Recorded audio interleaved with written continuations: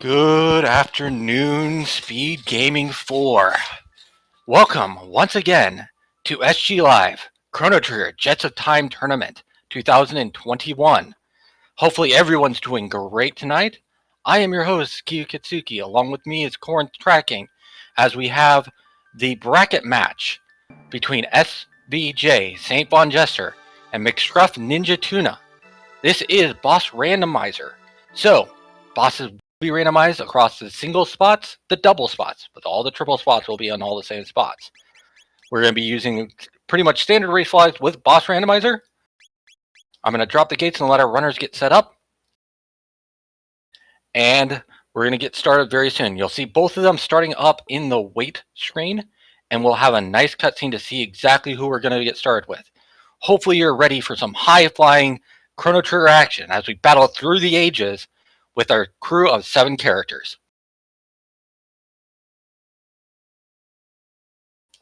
So, MrScruffNinja, SaintVonJester in this double elimination tournament. This is their first match in this tournament for both of them.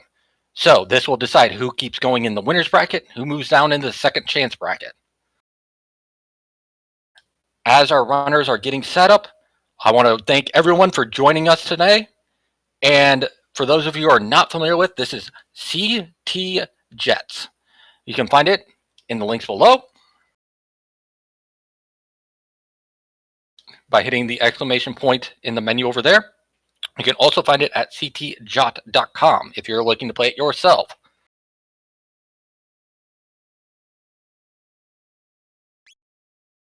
As we have Luca and Robo as the 2 party members. I am already excited for this comp. You have the best character in the game with Luca once you get magic unlocked, and you have Robo, which in my opinion is the second best physical carry in the game, only behind Ayla for the versatility.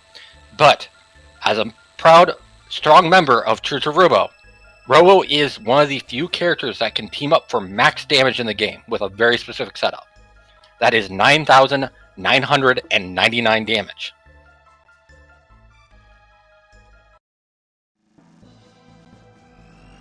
We will see, Fallcaster, as both of these runners are through the opening cutscene that takes about 45 seconds. Let's see how they route it. SGJ, I am fairly familiar with the routing. He tends to go into Fiona's Shrine to grab some quick items, whereas MrScruffNinjaTuna is grabbing the first power tab out of the poor village and then checking the shop.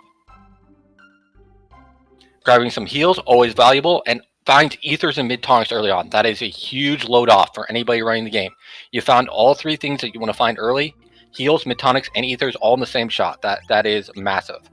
Mid-tonics heal for 200 for any single character. Ethers heal you for 10 MP, and heals heal you from status ailments. So all of them super big to find early on. You can run into cases in standard race flags where you are missing one of those 3 items, maybe even from the entire seed. So finding them nice and early is super useful. In the snail shop today, we have for sale the clone being one of the go mode items that you need for a combination. Each go mode requires 3 different variables to complete. You either need frog, the broken hilt, and the broken sword to go for the Magus Castle go mode. You need the pendant, the clone, and the chrono trigger for the future Black Omen go mode, and you need the gate key, the Dreamstone, and the Ruby Knife for the prehistoric go mode. So finding one early is super useful. Now, for the Carpenter's Wife check that Tuna is doing right now, while SVJ is going into the Medina Village in 1000 AD to pick up both a speed tab and a magic tab. Grabbing the speed tab from the back of Toma's grave, and we have the chrono trigger. So we know where 2 of the future go mode items are already at this point. And that is really big. We're looking at a potential Black Omen seed. So this could be a very fast seed if we get an early pendant. In the case of that, if you're doing a run like this, this is my suggestion. If you get that early pendant, just go to the future. If you want to unlock magic, you can unlock it in the factory through the future. If you want some levels, just grind some of that out in Genodome if you got enough. If you don't, you can always go to like an Arisdome or you can go to another good grind spot to grab some quick EXP before you go in there.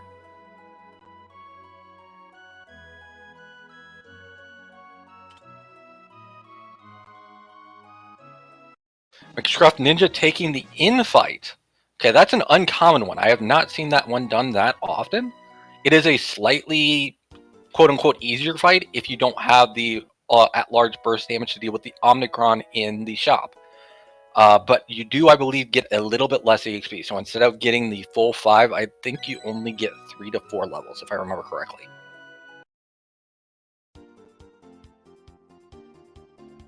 But again, it is a lot safer because you don't have to worry about the mortal blows, and the hench is not going to attack you.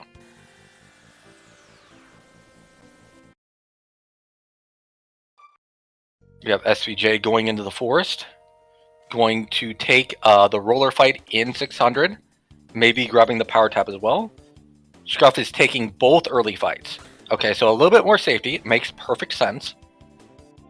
You're going to get an additional 5 tech points and some more levels before you're going to the Cathedral. Again, like, you don't have the best early game damage coming out of these characters. That means that knockout fight is going to take a little bit longer. So this makes perfect sense. So you just got to focus down that Omnicron and make sure that you don't take too much of damage. Also looks like Luca had an upgrade to her weapon already, as she is critting for about 112. And so it's probably like a Ruby gun or something at that point. Early Napalm is nice, and early Robo Tackle. So you got 1/2 of the broken combo. You're looking for Fire 2 and Robo Tackle for Elemental Tackle.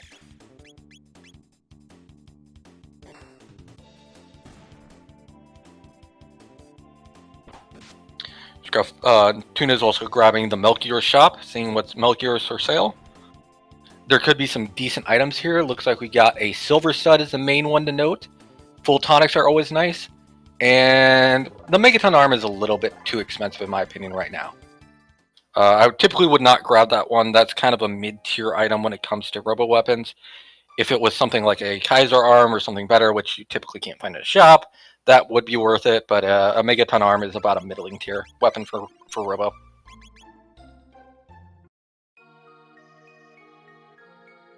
We have SVJ inside of the Cathedral for the Cathedral Fight at 5:45. And Tuna is shortly following up. Looks like he doesn't know how to do the landing at Cathedral. But he's right behind, only 10 seconds behind at this point. So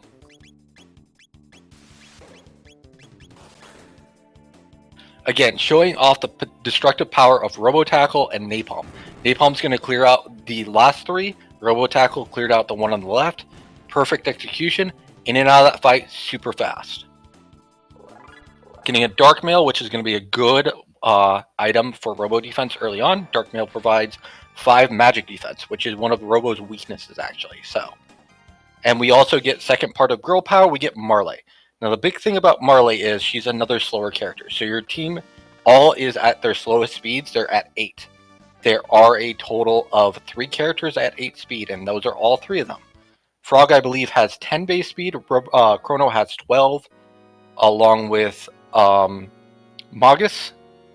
And Ayla, I believe, has 13 base speed, if I remember right.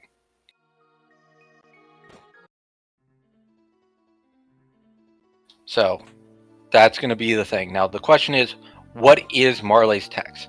Marley is kind of well known for being a very utility caster. She has only 2 offensive techs, that being Ice and Ice 2.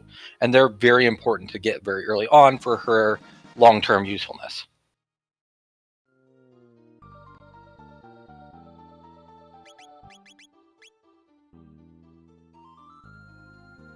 Again, those early speed tabs that SVJ got me in Toma's grave, and also the ones in Medina Village, are going to come in extreme value here. At this point, I would probably toss them on Luca. Again, you've got Napalm. It is a fine enough tech to get you through the early game, and getting some of that early speed on Luca is very important.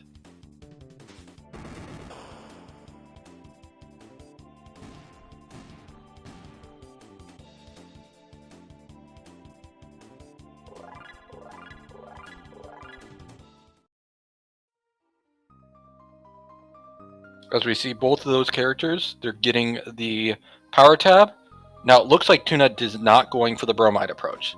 So he's catching up a little time here, but he's foregoing the 3 tabs that you get from turning in the bromide south of the bridge. You get a power tab, a speed tab, and a magic tab when you turn it into jets, as opposed to only the power tab in the base vanilla game. And in the current patch, there is scaling with both the power tabs and the magic tabs. Power tabs will scale between +2 and +4. Magic tabs will scale between 1 to 3, depending on the seed.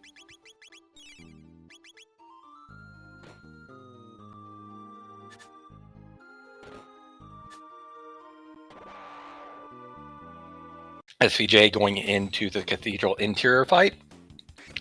ScruffNinjaTuna only slightly behind, going through and getting to the next turn-in. Now, the big advantage right now is I believe Scruff actually has a pretty large advantage on levels at this point. I think he's got 1 to 2 extra levels over SVJ. Normally, you go into Cathedral around level 6. So having 2 extra levels here could make a big difference if the boss is particularly nasty here. Things that you typically don't want to see with this particular comp right now are things like, I'd probably say, like, Nizbel isn't that terrible. Even Dalton Plus isn't bad because you already have at least a fire tech. The big thing with dealing with boss randomizer is knowing what you can run into. I'm thinking about this one, and I can't think of anything that would be that terrible with this initial tech choices. Because you have fire damage for dealing with Nizbel, you have Robo Tackle for dealing with more of a physical carry like a Slash. So this team is actually really well set up, and then Marley can always be healing with plenty of auras. So early ethers are going to be the big thing, as we saw here, carrying our team through. The first boss in Cathedral is going to have about the same HP as Yakar would, so they're going to be between about 1,000 to 1,500 HP. The only thing I don't probably want to see here, maybe Golem. Golem could be annoying, but again, with fire damage, you're pretty fine. Flea could always be terrifying. Flea is definitely the thing that I definitely don't want to see here, even with this comp. Just because you're that slow, you could actually run into problems with Flea.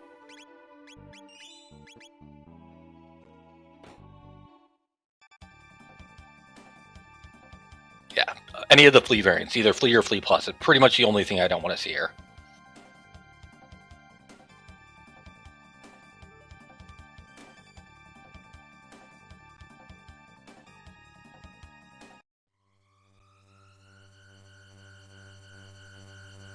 Okay, we got a Golem fight. So simple way to do Golem: 1 to 2 physical attacks, and then follow up with a fire magic. This will keep Golem on a single target fire technique, and that's the best way to handle this fight because the fire damage does scale with its location as well. So you definitely want to get him off fireballs as soon as possible.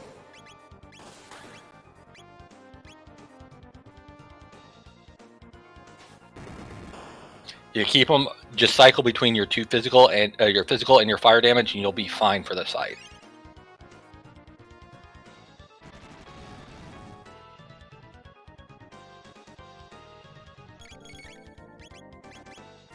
As we're seeing perfect execution from SVJ side. The big thing is just do not leave them on physicals, because that's the only time that you can get in trouble here, because then you could potentially run into an issue where he tosses out a fireball and kills one of your characters. So at the very end of the fight, he burps, and we see a successful kill from SVJ. Great job. Tuna is following in shortly behind, as we'll probably see the next check be the castle for the 4th character here. Again, with getting around 270, Golem goes down nice and easy again, showing off the technique here. We have an early Luca with a nice damaging attack, and you have Robo with a nice physical-based tackle. You clean through this boss nice and easily. Even at this point, a lot of the bosses on Xenon Bridge are approachable. That's the big thing with this particular party comp, as Xenon Bridge is going to be either Zombor, one of the 3 mutants, or one of the 2 lava spawns. So that's kind of the big thing, and you have techniques to deal with all of them at this point. So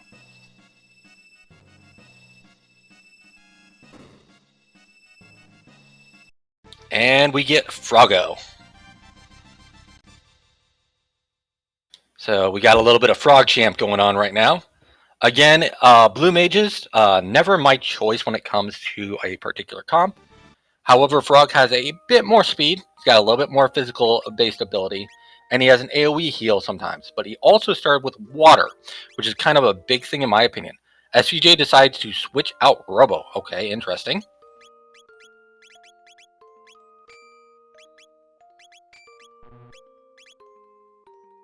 Interesting thing. So Frog has water and Slurp, if I remember saying that. And Tuna right behind switches out Marley. So a slight difference in comp. I know SVJ loves his girl power comp, so this should be more par for the course for me at that point. But I know with Robo Tackle early on, that's a bold move, Cotton. Let's see if it pays off. Yeah, water is good. It makes desert completable.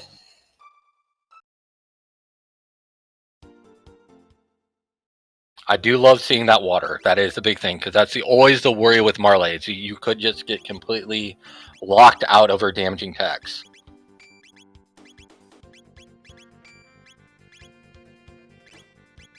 So SVJ has already talked on the bridge. Tuna is going down to the chef right now as well. So these runners are neck and neck right now. So we're going to see simultaneous Xenon bridge fights with Tuna slightly in the head. Yeah, Frog, as Dipwood said, I agree. Frog is a better Marley right now. He has an offensive blue tech, and he has better speed. So if you want to use him as an item carrier, if you want to use him for offensive, he's got both of them at this point. But we get a gate key from the chef. That is massive at this point. That proves that the team that SVJ initially had of the Frog team, that is a big thing right here. Because that means you can immediately unlock the beautiful nature that is all of your Magic Lock characters in one of your first key items. That is always a huge relief for any time that you have any multiple 1,000 or 680 characters, because they can just get locked out of their techs. They kind of lose a lot of favor to people like me who love a lot of their versatility, a lot of their techs. We're going to see the 3 Aussie attack pattern here as we have simultaneous Aussie fights at this point. So runners are neck and neck 15 minutes in.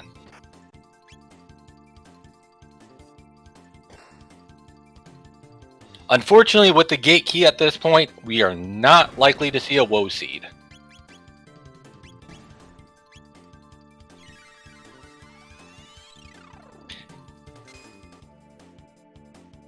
Like I said before, you only have 3 checks inside of the future.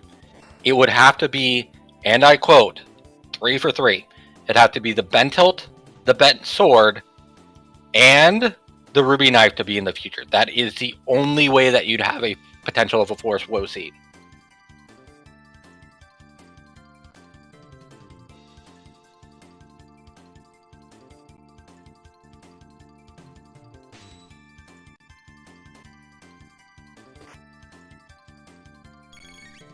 And yes, I said that on purpose because what you need is you need the Dreamstone to get into the Dark Ages.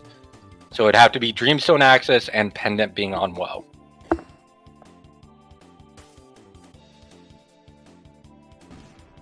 You're like, Q, why do you say these things? Because I have to know my go modes and how badly the seed can troll me. As we see Tuna, the first one into the Xenon bridge fight. Who do we have today? Who is the piece de resistance on the 2-piece?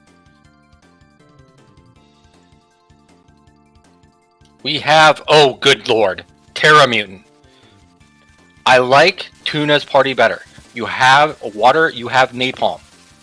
Terra Mutant is the scariest fight you can get on Xenon Bridge. Why is Terra Mutant so scary? He has obstacle. He's got electric damage. But the thing that makes him the most scary is he's got Suck. And Suck can heal for up to 1,000 HP when he hits his bottom half. So you need to be able to burst him down within 2 turns most of the time.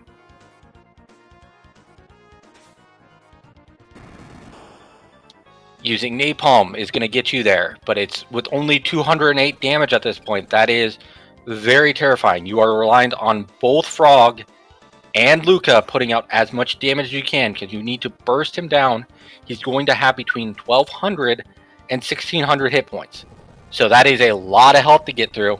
And he steals mana from you every time that you use a tech against him as well. So you're going to be spending some time using ethers. He's going to hit you with a lot of status effects. If you don't have the damage to burst down that window, it is a very, very scary fight.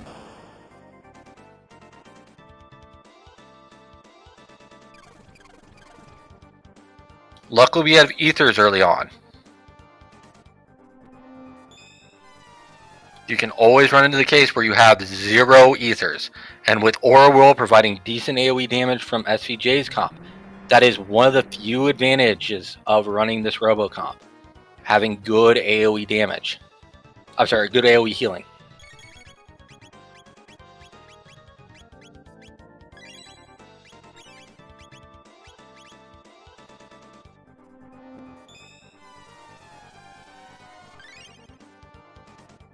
Again, we haven't seen any lower part sucks yet. That is the big worry.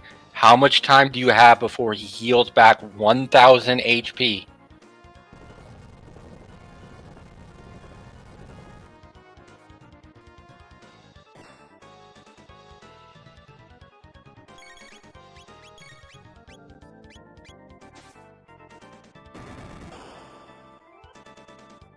And Frog is down on Tuna's side. Luca is at low health. Got a slight miss on the napalm. Oh, that is rough. And is down to not enough mana to get another napalm in.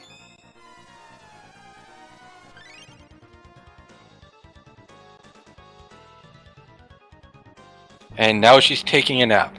SVJ's side, another poison application. Luca is running out of MP as well. You're going to have to soon use a technique to get back some of that healing. The good news is Marley does have ice as well right now. I saw ice tackle on the list. That means ice is part of the tech. The tackle part doesn't do any part. You can just hit him with ice if you're going to use Marley for that. But Tuna gets through the fight. He's just waiting for the bottom to finally off itself. That is massive. This is the fight that I am most scared of on Xenon Bridge. I'm sorry, this is not Terra. Why do I keep thinking it's Terra? You are correct. That is my bad.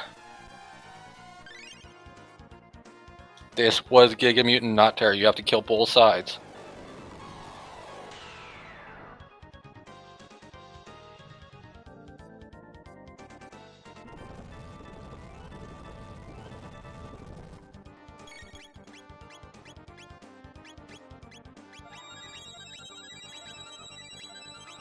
Yep, counterattack. That is the disadvantage. You don't want to try and fully go in on one side of the fight, because it's going to counterattack every single time now.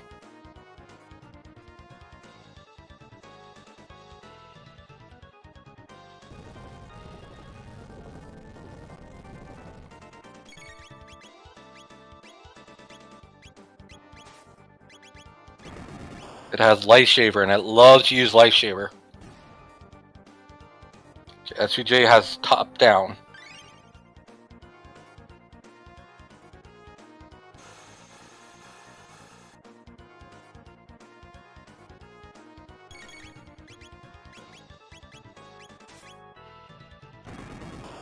Unfortunately, Tuna takes a wipe there.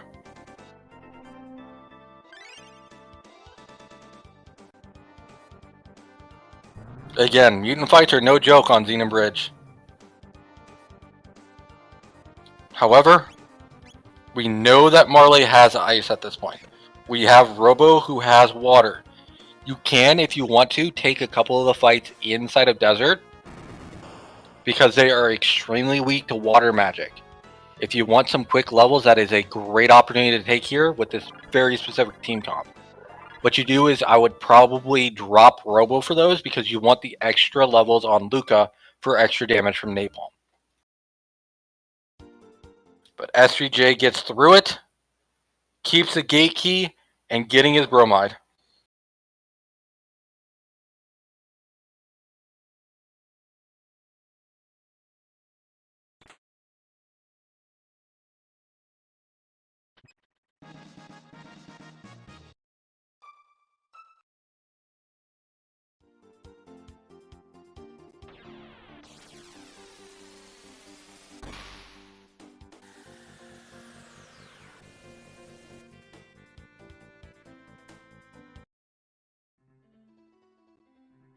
Again, with this early gate key, you can immediately go to the prehistoric era. Typically, I like to grab the chest there and then go right back through to unlock my magic. And you can lock all 3 of your characters' magic if you want to. I don't know if SVJ is going to just run with this comp of Robo, or if he's going to unlock Frog's magic as well.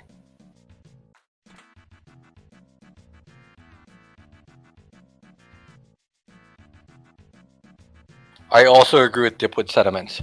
The moment that you see a gate key anywhere, that means Luca is going to be a permanent fixture of my party comp. Although, to be honest, if I see Luca tends to become a permanent fixture of my party comp anyway, so.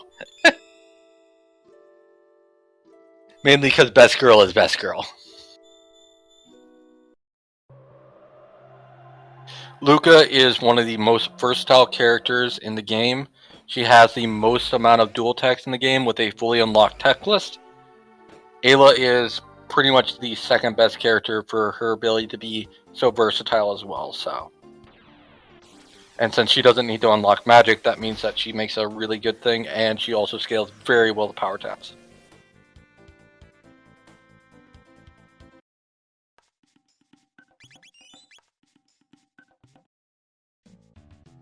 SVJ, I believe, is going to do a quick Dactyl next check for Ayla. He loves his girl power comp. It is one of his favorite comps in the game.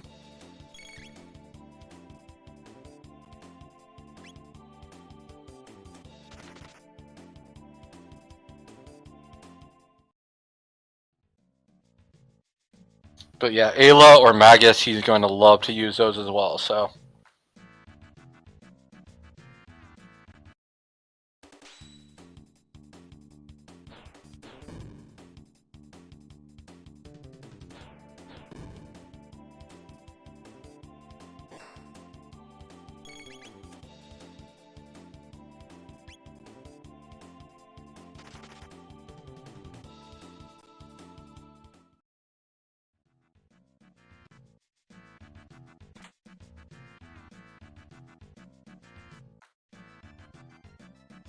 I agree, Dipwood.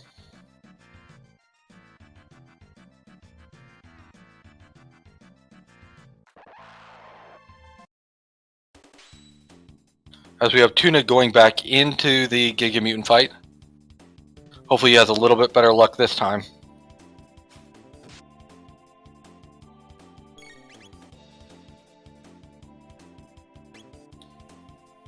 And gets the runaway for SVJ. We have Frog down on Tuna's side.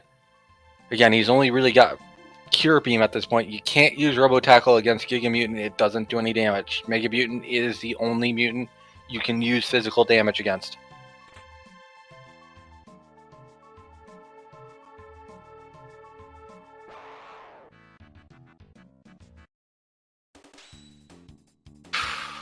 Tuna is out. Is he going to try to 10? No, he's going out. Where is he stopping this time? He is going to the market, and he's going to be grabbing some items potentially. What is he looking for? Some revives? That makes perfect sense.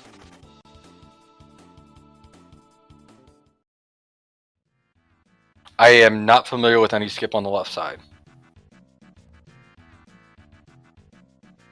He gets Magoose. Magoose is on Dactyl today.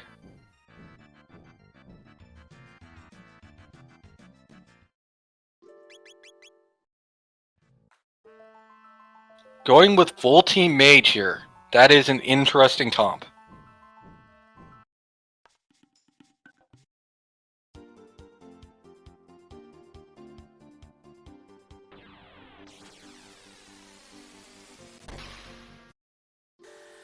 As we have our resident encyclopedia here, Dipwood, Dark Eternal. That is the Black Rock with Magoose, Marley, and Luca. Combination of, I believe, Antipode 3 and Dark Matter, if I remember right.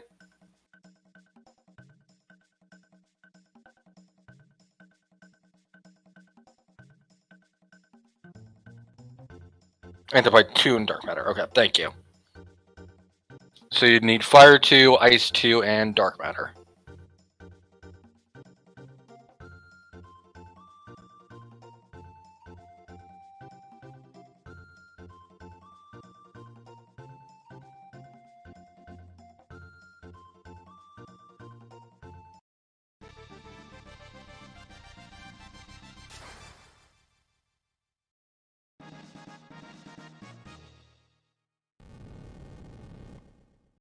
Scruff gave up on the bridge. The mutant was not playing nice.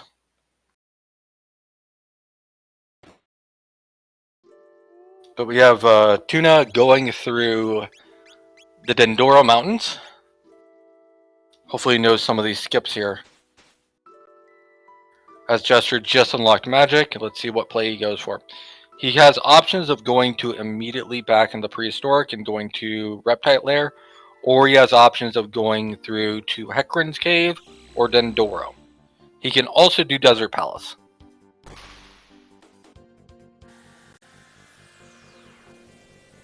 The last two characters are going to be respectively in the Frog Burrow or in Protodome in the future.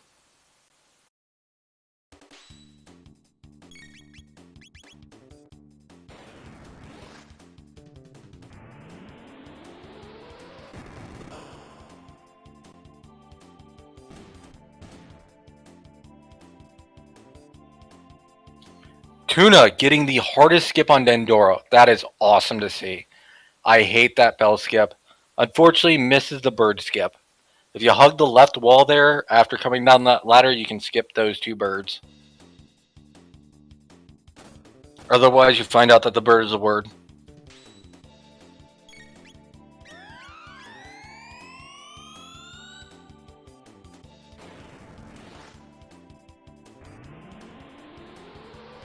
But with a Fire 2 coming up from Magoose, that's going to be quick work through this entire bit of Hecarim's Cave. Again, Hecarim's Cave has a lot of good tech points that you can get.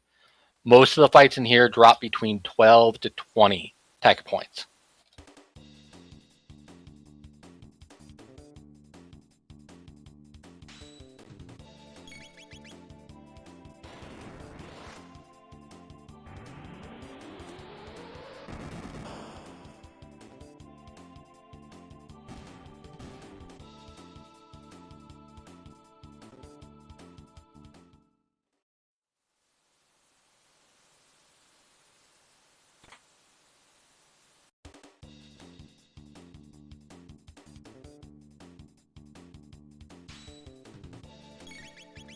And since all of these enemies are weak to magic, having an AoE caster like Magas have with Fire 2 here is going to clean up.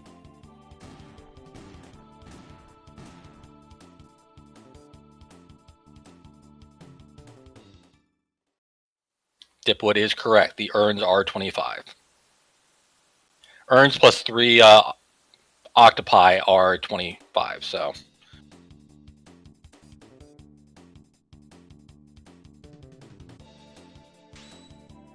So we have Tuna going in with, I believe that's Water Drop if I remember correct.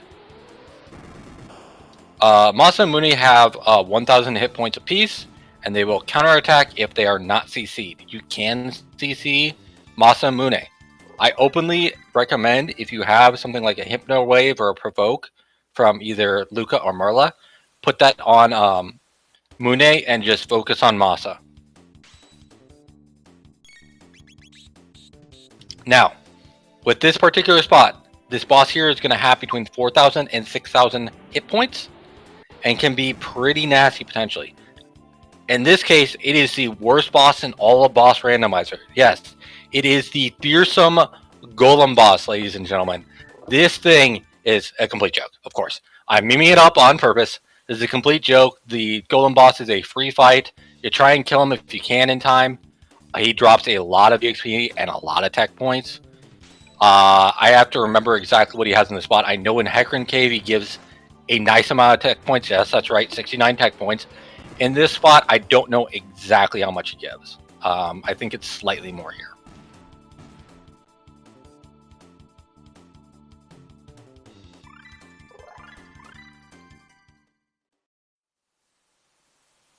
But yeah, Bubble Snap doing some decent damage right now.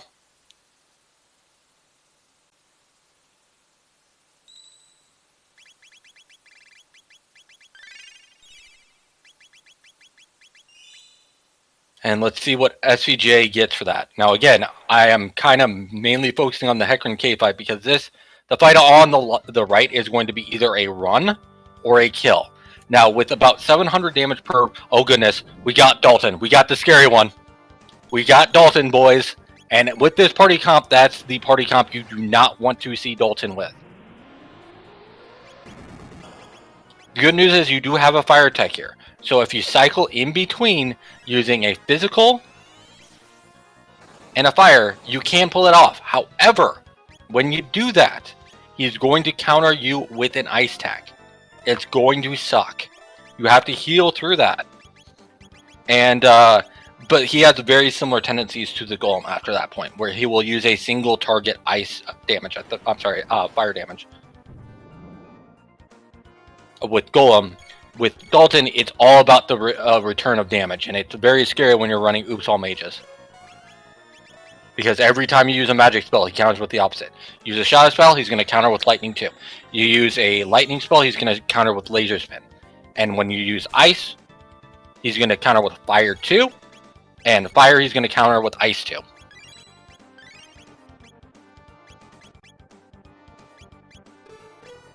However, Magical Wall can take a decent chunk here if you want to go full in with some magic damage.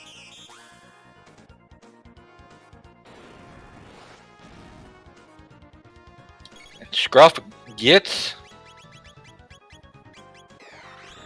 the Prism Shard. Okay, well, Trial is now unlocked. Somebody call an ambulance. Call an ambulance, but not for Dalton with 911 damage done from Dark Matter. Again, these magical walls coming in super useful. They give you the barrier effect, which reduce all magical damage by 33%. The fireballs, still scary. Every so often, he will toss out a big fireball damage attack.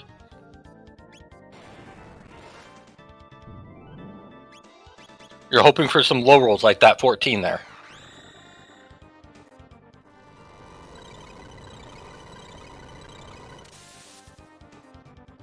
I agree with Dipwood. You definitely see a lot of early game Daltons and Golem pluses these days. Sorry, Golem bosses.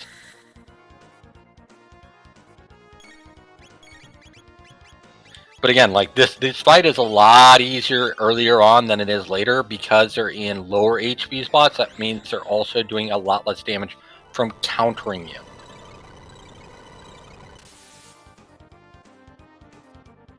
So, NinjaTuna going into the desert. I love that play. SVJ gets through Dalton, keeping both Luca and Magus alive, and that is big.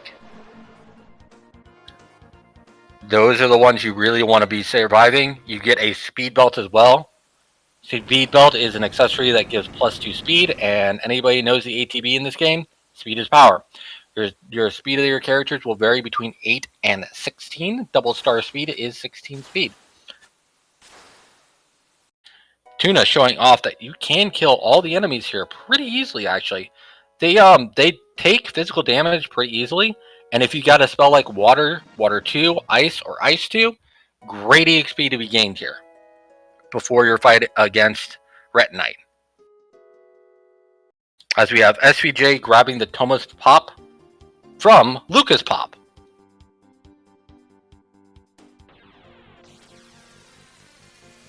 So do you like that pop?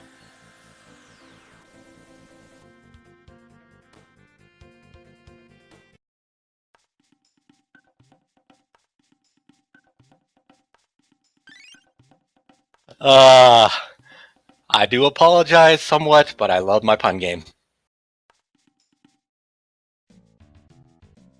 Don't worry, I'll get popped for that later.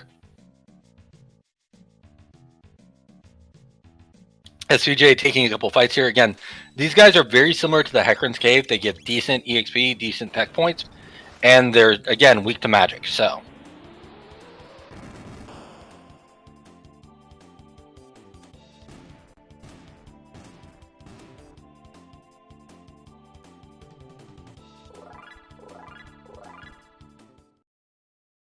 The other advantage that you can do here in Ret Knight's Lair is you can actually wait for a dig that will lead to 2 high yield chests. SVJ opts to not waste the time and just goes straight in.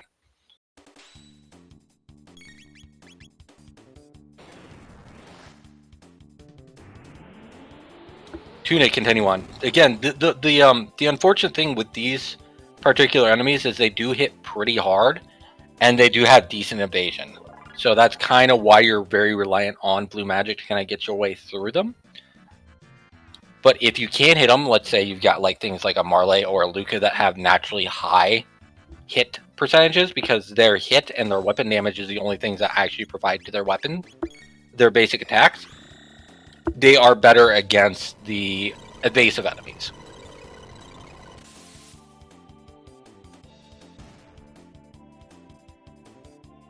But you're going to have naturally lower damage from your auto attacks. Well, you know, attack commands.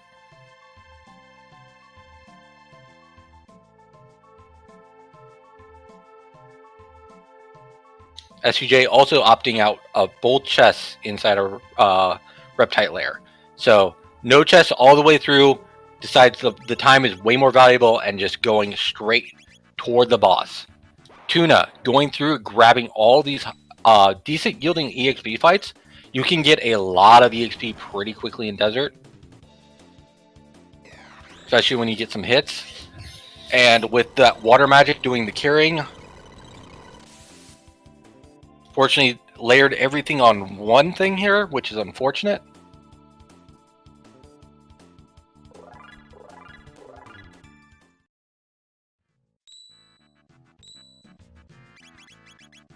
So, SVJ going through there. Let's see what Tuna gets in the bottom left chest here. A barrier. That's unfortunate. Going in for another fight here. SVJ is about 16 to 19. So that's really nice. Again, with that speed belt doing some decent work. Putting on a gold stud. Splendid find early on. Reduces your magic use by 75%. Again, with an early dark matter there, that means it goes down from 20 to 5 MP to use, which is just ridiculous for how much damage you can get out of it.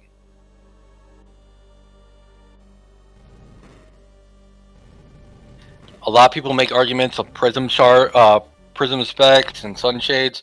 For me, I'm always a big fan of the studs because the less you have to use the ethers, the better.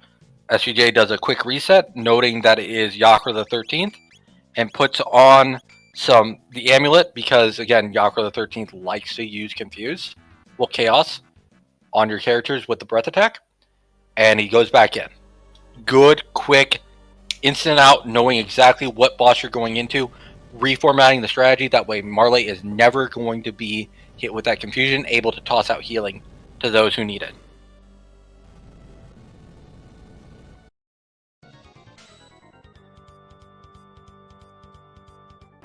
As we see right off the bat, taking advantage of that, Breath hits Marley, does not hit her with Confuse. Big play to put the omelet on the Ice Mage. Lava Spawn does not look good with this comp. I wholeheartedly agree.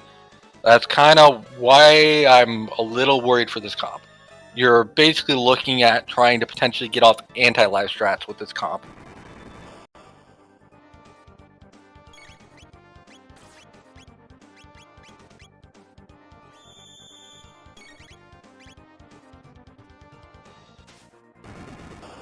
So Tuna, getting a couple chests in side of the desert. Oh, saves before going back in. I like this play. If you're not super confident on the Ret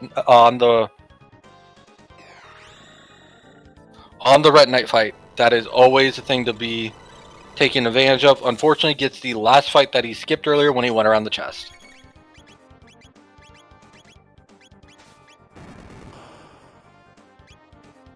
Okay. So one thing I want to make a note here, you definitely want to space out your attacks with water here. Water will one-shot any enemy you go through. Unfortunately, he gets locked out of his only caster at this point. Oh, that is unfortunate. He's going to have to either burn a heal to get back his frog or go in. Again, you can use other elements to deal damage to these guys in desert. It's just water one-shots them. Blue magic one-shots them. As we have ice coming out from Luca to make that nice antipode.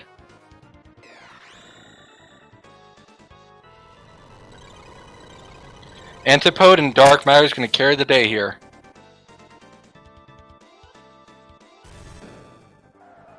So Jester should be relatively close to finishing this fight at this point. If I remember right, Nizbel has around 5,000 to 6,000 HP base. And there we go.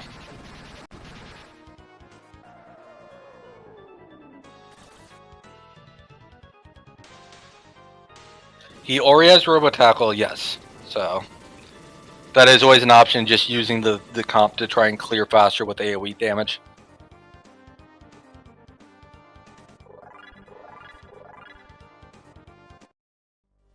As we have the Ret Knight fight on Ninja side. He has water, so we can water him up. Again, the standard strats for Ret Knight are as follows. Hit him with water if you can, otherwise focus the top, focus the bottom, and do not hit that core.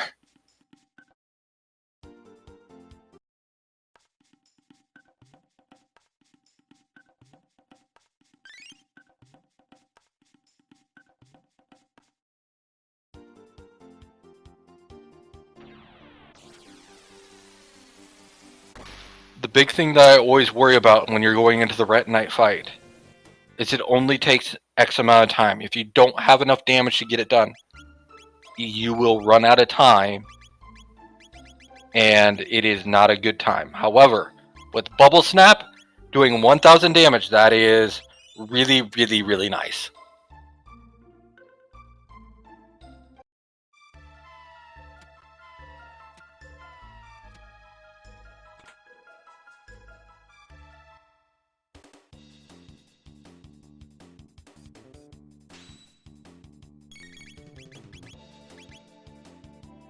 So earlier this week, while doing practice, I've had a case where if you took too long, the bottom actually did absorb the last bit of health out of the core and basically enraged me out of that fight. So it does happen if you have a really, really long fight.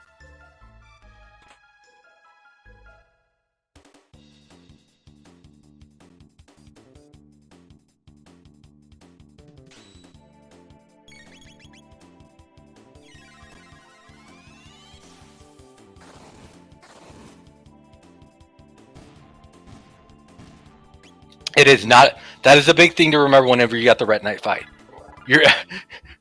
If you kill the center before the other two are dead, you're not going to have a good time for the most part.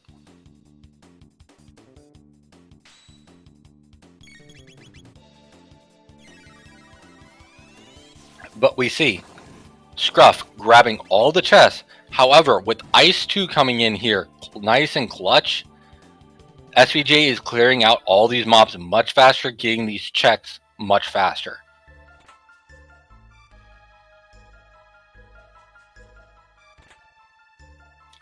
Just another advantage of going to that Dactyl Nest to get that Magus.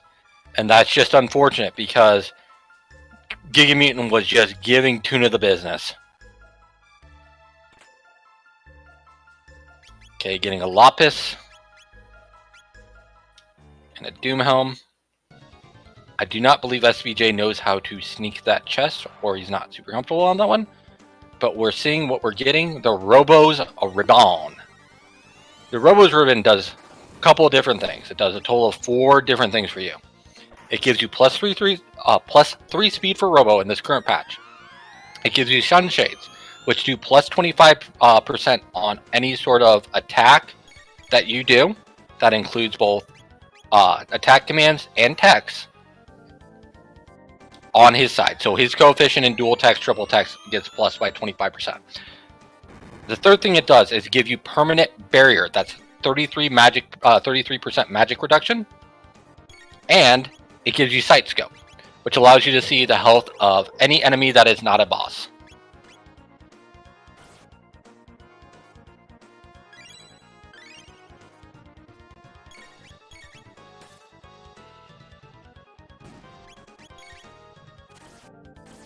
Yes, I agree. It really hurts Tuna that the core did run away. If you do kill the core, you get 4K EXP and 40 tech points as opposed to 2K and 20 tech points. But I love Tuna's play right now. Clears out desert, gets those levels, and says, I'm going right back in to get my mutant now. I know where the gate key is. I need that gate key. I love that play.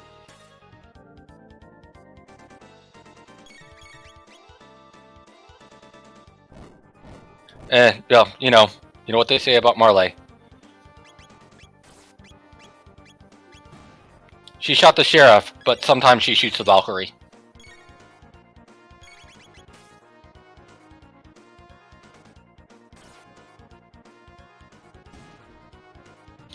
SVJ does get the core though. So a big 4K, a black vest, a dark helm, some decent gear right there.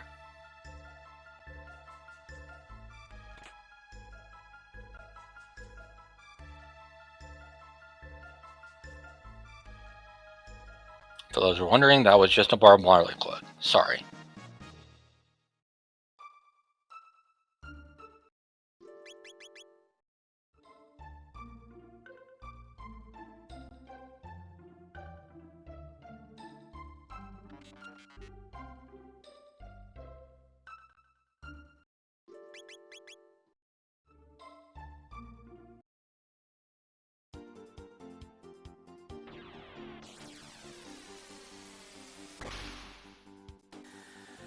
SVJ on his way to get his Robo Ribbon.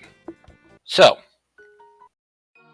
at this point, we are looking at progression here inside the trial. Or Thomas Pop. Thomas Pop could also be it. So either Giant's Claw or the trial we're looking at for progression.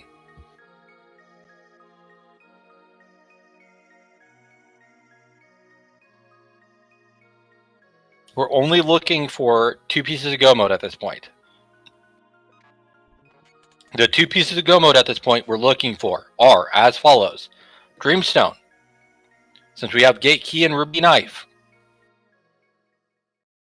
And the Pendant, since we know where the clone is and we have the Chrono Trigger.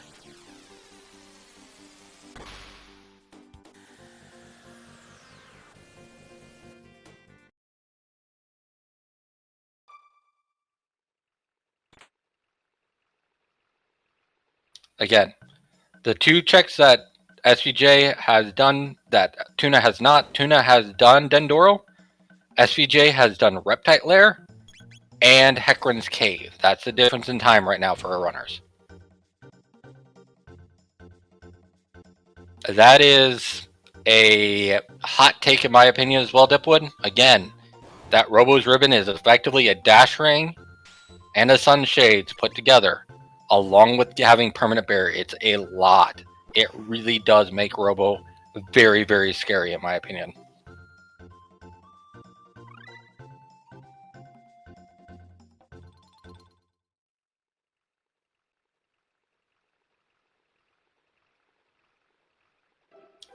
Again, my heart goes out to Tuna here. That Giga Mutant can just be a complete and utter pain.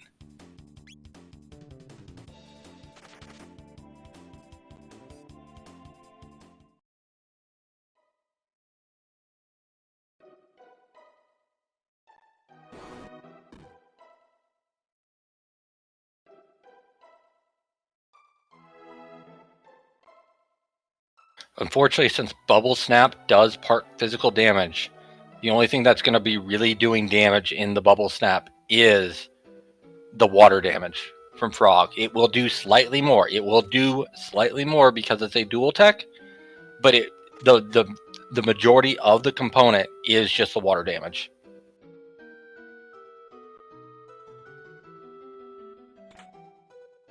But yes, it is also an incredibly slow animation.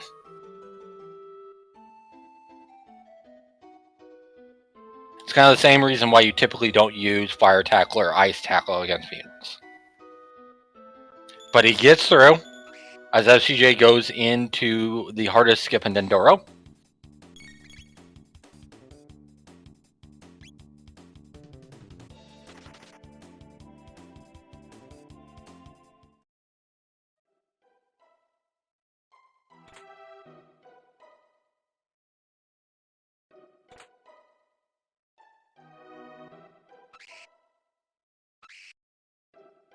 Tuna on his way probably to unlock magic.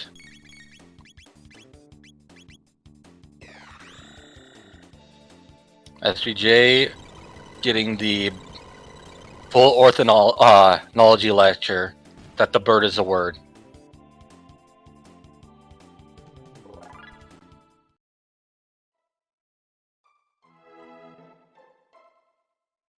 Using the south approach, there's multiple ways that you can do that skip. You can go to the north, you can go to the south. You just don't want to go directly to the bridge or too far to the north. So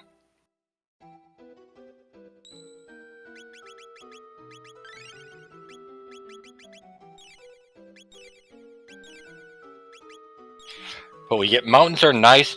I believe that's a Piezo if I remember right.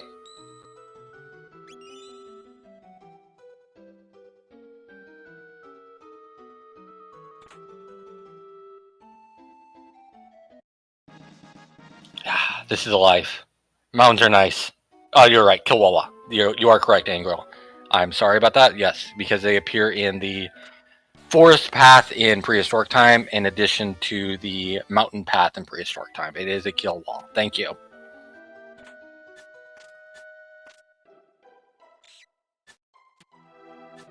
Piozos are the ones in Genodome. They're used to unlock Mother Brain.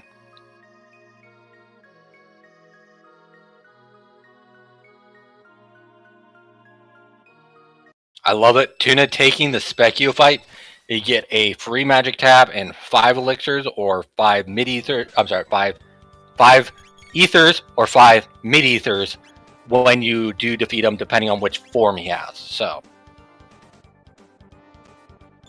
the first 2 forms give you magic tab and 5 ethers. So. And magic tabs can roll between 1 and 3. They're effectively between 1 and 3 additional levels of magic damage when it comes to damage-based techs, and all healing is based solely off of your magic level. So, in addition to a base coefficient. SGJ clearing through Amasa Mune. And running into, again, the Golem Boss. Always a relief to see the Golem Boss to me. It's typically a free fight, as in you get a lot of free XP and free tech points. Other than that, it just could be just a waste of time. It is faster to always try and kill it, though. So, we have Tuna also doing Dactyl Nest.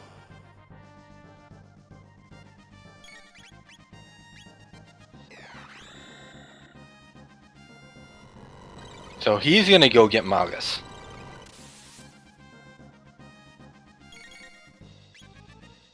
Decides to take some of the fights. As we see Jester clearing through again with Dark Matter only costing 5 with the Gold Stud, doing about 937. It's only a matter of a couple turns before he's going to get through. That's right, Finnick KY. Somebody knows the meme. Hardest boss in the game, baby. Golem Boss. He might actually not make it unless he actually starts doing damage with his other characters. Because Golem Boss can roll pretty high HP here. But he does get it done. Gets a nice amount of tech points.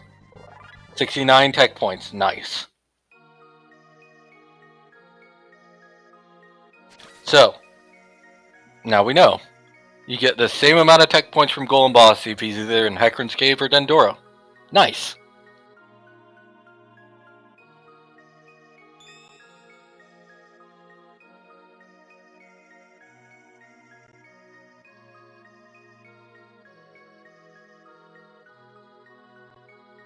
And he's about to get his Prism Shell. So Jester is now firmly in a 2-dungeon lead at this point, with 2 potential points of progression, either the Toma's Pop or the Trial. So he either goes Giant's Claw or he goes Trial. With his personal party comp here with Marley, I would probably go Trial immediately, and it looks like he's going to do that, because it is the faster check out of the two.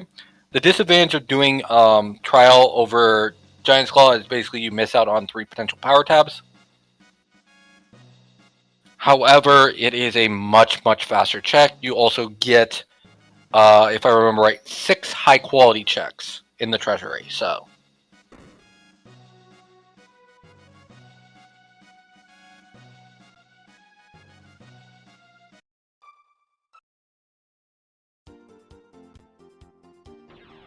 There's your weights. But, again, with SVJ's Oops All Mages comp, power tabs really don't do much.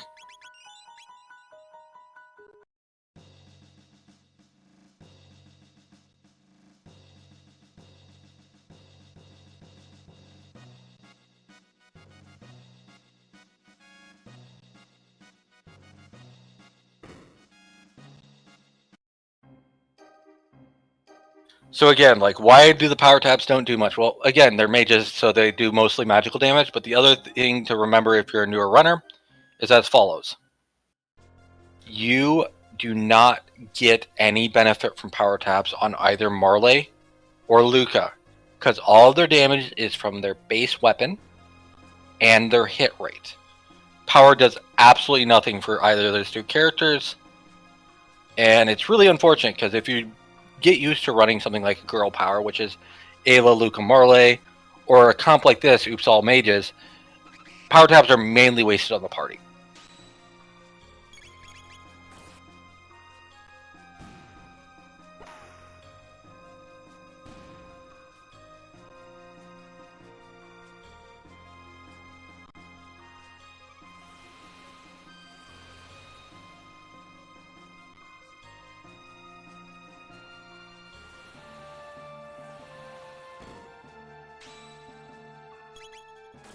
Again, Trial can be relatively fast. The big thing with Trial is just the sheer amount of cutscenes that you have to deal with. It ends up typically being about a 5-minute to 6-minute check, depending how nasty the boss gets.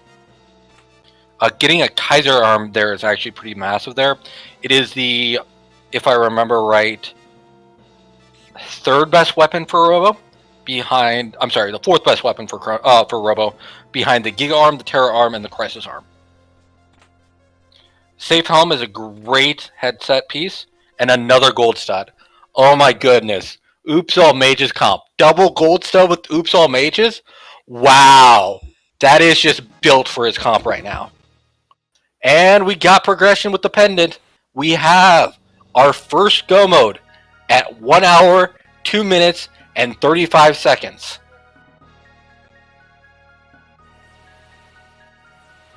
And you get the good go mode with Oops All Mages. With how many dual bosses that you get, the only thing that you're concerned about is the lava spawns.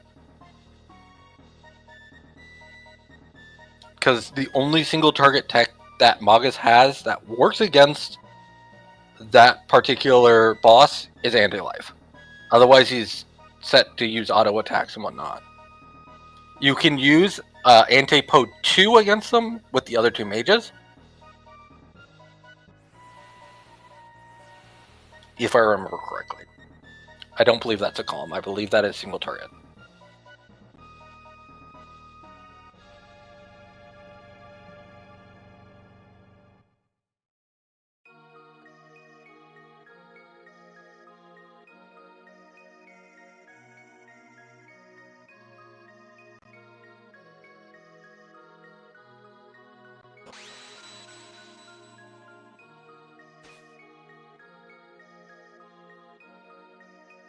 Okay, thank you, Dipwood.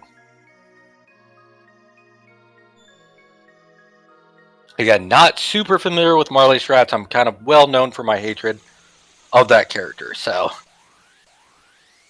But we only get regular Golem here, which is a good sign in my opinion. Best way to handle Golem is as follows. You can either go full bore in with damage if you're confident, or you have the blackmail, the black vest to just heal through it. Or you can alternate off certain things. So like using a combination of fire or ice in addition to doing physical, because he will use a set of rotation of if you alternate off between any sort of thing and want either fire or ice, your last one, you will end up with him doing either a fire attack, single target fire attack, or a single target fire ice attack. But if you have enough pieces, then you're good. I do remember seeing some blackmail, some black vests earlier, so I think part of his party comp is wearing that.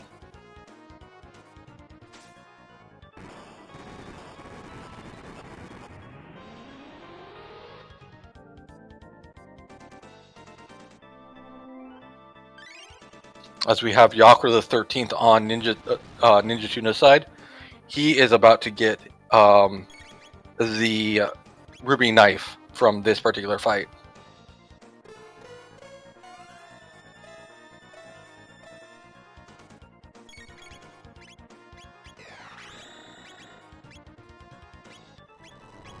But unfortunately, he's kind of getting the business from this particular boss. He keeps hitting him with some nasty status effects, which is never nice.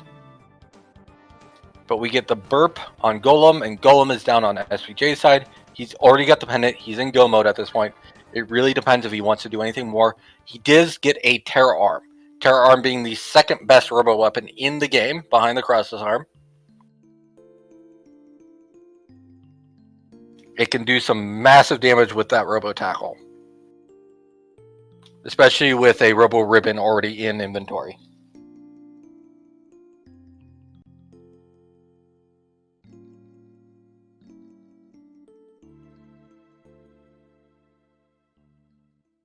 I agree with Corin's statement. Sometimes going to the trial is definitely never in your mind for the most part. You don't like to do it. It's one of those where it feels like it's a lot of cutscenes. You are forced to use Marley through the encounter. It is something you just sometimes have to grind and bear it. But again, like, we don't know what that Toma's Pop turns into. If that Toma's Pop in Giant's Claw is a Dreamstone, he could be in the nearly exact same space, and we could have a case where we have a Lavos versus Black Omen fight.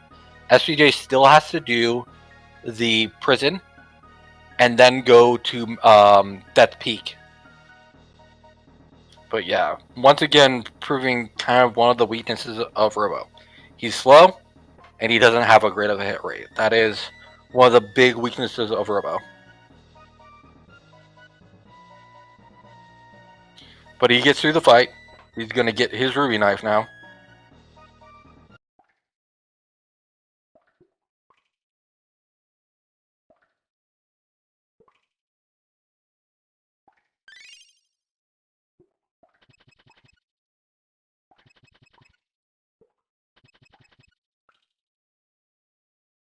And SVJ is going through with his carry, Magoose.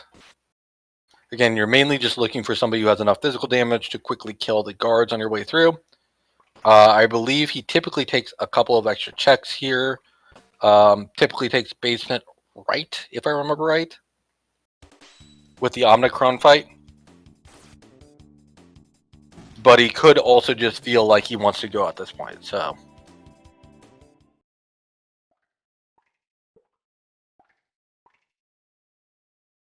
Okay, he's just going today.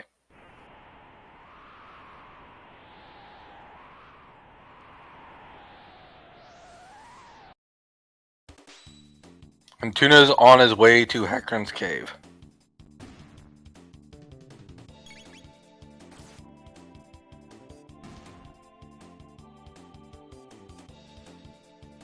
So, at this point, Tuna will probably clear out Hecarim's Cave.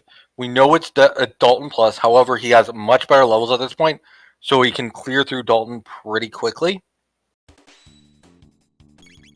I'm going to give him a rough estimate on clear time. We'll say he probably clears it by about 1 hour and 15 minutes in. SCJ is going on his way through the prism. He's on the second to last fight before the Dragon Tank. Again, you have Dark Matter here. So Dark Matter is going to do major work on the Dragon Tank.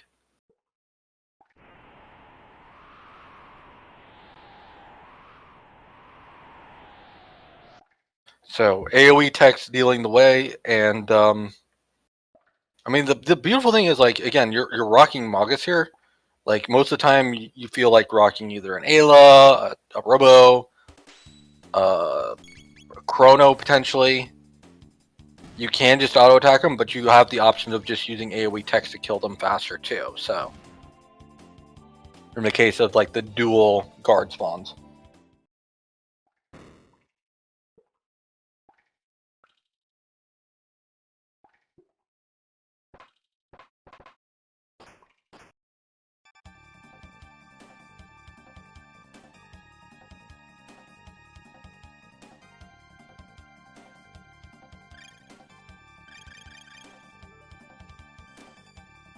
Oh, right. So, with this point, you're mainly looking for some anti-poach strats to clean up any sort of part that survives potentially that first Dark Matter. That's the only thing you're looking for at this point.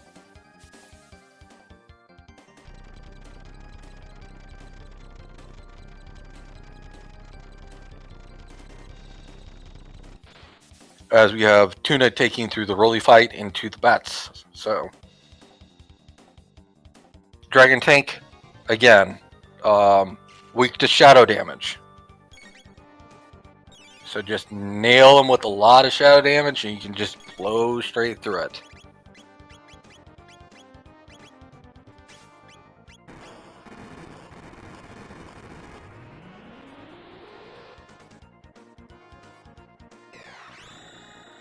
Weakening up the 2 parts to make sure that the Dark Matter will kill. And then you can use Marley to finish off the head if you don't have enough damage. Perfect. Nice, clean fight. Star Scythe. Mermaid Cap. Mermaid Cap's pretty big here. You already have a safe home, which is great. It's for physical damage. But a Mermaid Cap is super nice if you want a little bit of extra insurance against Zeal 2. She attacks you with Dark Gear, and in that second phase, she can attack you with Hexagon Mist.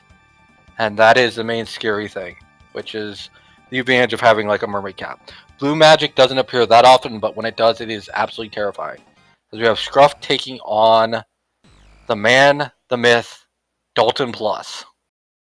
He's going to counter with Lightning too after you hit him with any sort of dark magic. So you got to be ready for that. But with the levels here, it's going to increase his magic defense in addition to all the health that he has. It's not going to do that much. You can just go full bore in with Luca and Robo. Using Fire Punch. Okay. It does 900 damage. It's not terrible. Again, you only need to do between 2,000 and 3,000 health. So it's not that much more.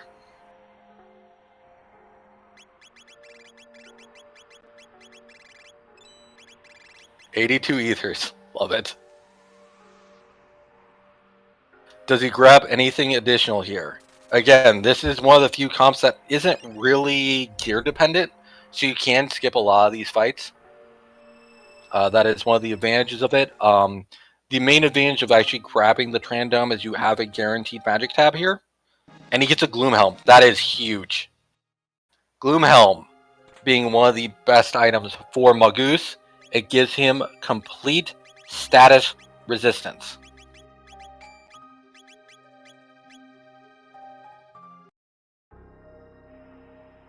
It is a Magus exclusive item. Tuna, grabbing Pop's Pop. Now, this is a question. Does Tuna go Giant's Claw, or does Tuna go to the trial? SVJ getting all of his last minute shopping trips, probably grabbing some revives, maybe some heals, maybe some shelters. Going to try and make sure he's all ready for the end. So I did note that there. He only has 2 revives right now. That is a gutsy call.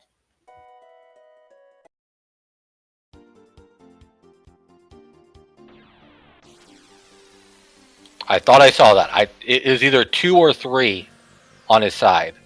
That is particularly gutsy. Yes, Marley probably has a life spell at this point. Life 2. But that is very, very gutsy. Is he looking for girl power?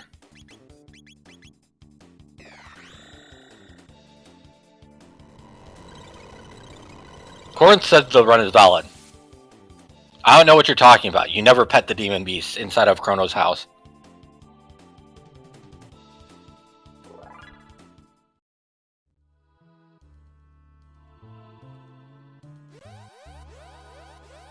Just saying. Chrono's cat makes an appearance in Giant's Claw. It makes an appearance in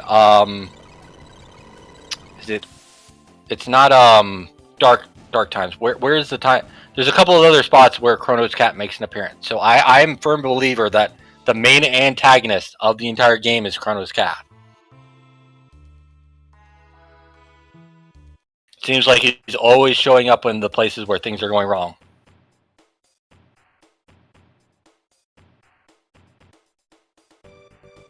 But SVJ gets girl power.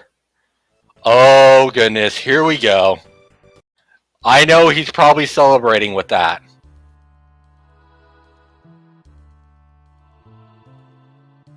You got Ayla, you got Luca, you got Magus. Let's go. That is huge.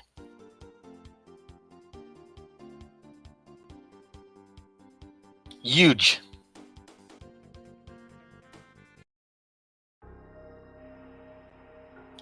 Tuna going to Giant's Claw. Okay. Okay. We have potential here.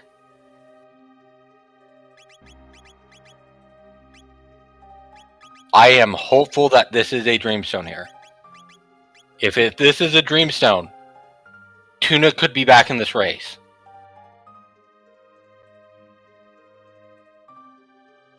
Will SVJ validate? Do you turn off the new? I agree, Dipwood.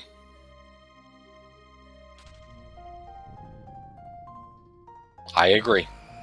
I did not get to see Ayla's tech list, unfortunately.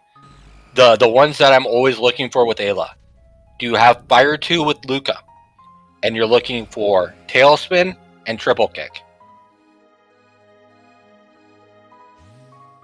Because Tailspin can do some hard carrying throughout Black Omen if you have Fire 2. Fire Whirl is the best tech in the game. Fight me.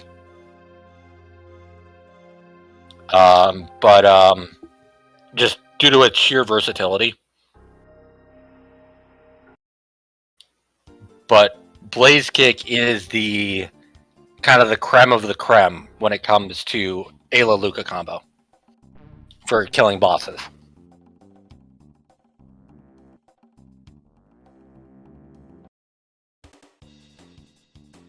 SCJ taking a bit of a grind here. Makes perfect sense. He's trying to get his techs for Luca before going into Death Peak. What is the flag set for the tournament? So, if you go to ctjot.com, which is the online generator, if you click on the race flags, and then just add in Boss Randomizer, that is the exact flag set for the tournament. I don't know exactly all the listing of all the letters. I can check that in just a second for you.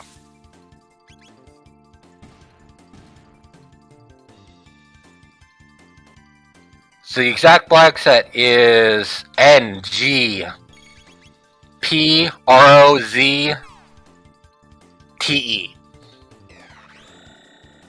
Unfortunately, we do not have that. We have the link to the GitHub, which is kind of where the latest release you can find, but we do not have the link to the live Google.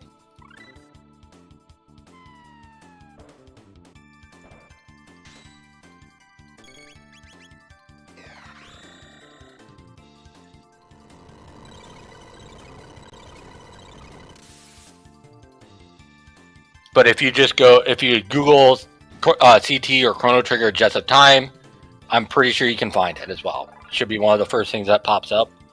It probably will show the old site that just recently got changed to our new domain, but you can still find that there.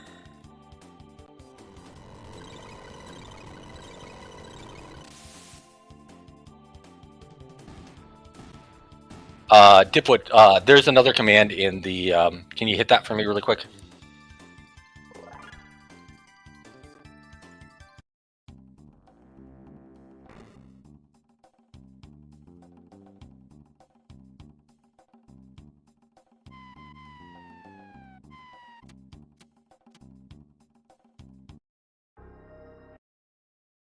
Yeah. There's some sort of other command that they have for the SGLIVE, unfortunately. I do apologize. Yeah, it looks like they didn't set up the R and the C today, so. Yep. That's why I was asking. Okay.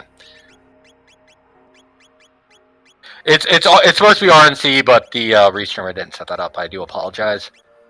But their names are, I believe, exactly the same it is on their title screen. So if you're looking to follow the runners, please do so. Please follow the runners. I got Corinth helping me out in tracking today. It's like CT SGL 2021 or something like that.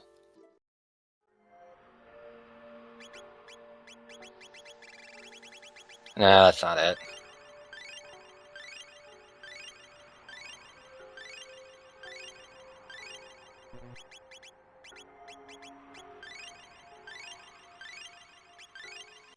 Again, I should have asked for some of these commands to be confirmed before we actually ran it, but I do apologize.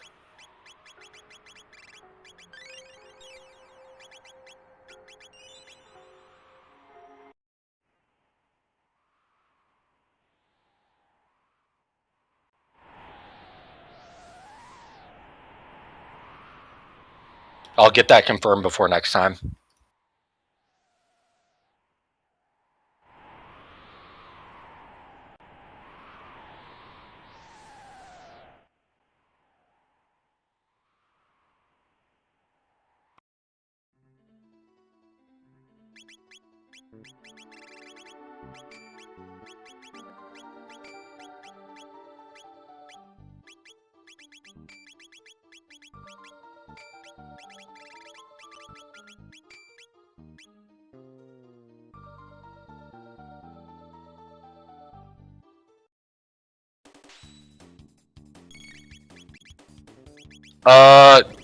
Ayla is really good in Black Omen with Luca because, you know, the big thing about Luca in Black Omen is, you know, kill it with fire, the old adage of kill it with fire. And Luca and Ayla have one of the best techs in the game, which is Fire Whirl. There's two Fire Whirls in the game. There is Luca and Chrono, and then there's Luca and Ayla. Luca and Chrono is the combination of Cyclone and Fire Toss, which does a small AoE of fire damage based off of Chrono's physical from Cyclone, and Fire Toss, which is Luca magical. And Fire Whirl from Luca and Ayla is a combination of Tailspin, which is Ayla magic damage, which is unaspected, which is non-elemental, and Luca's Fire 2. That is the best tech in the game, in my opinion, because it is a room-wide AoE that bypasses any sort of magical defense as long as they don't absorb fire damage. That is the big advantage of Fire World, is because it just goes straight through and does pure damage. If I remember right. Somebody like Raster Cecil or something can correct me, but like that's the main advantage. Like Ayla doesn't bring that much magic damage to the table. In fact, I've made a joke about making Super Ayla, but there's no point in doing that because you typically want to put the magic tabs on Luca for a little bit of extra damage. When you're doing things like Blaze Kick and whatnot.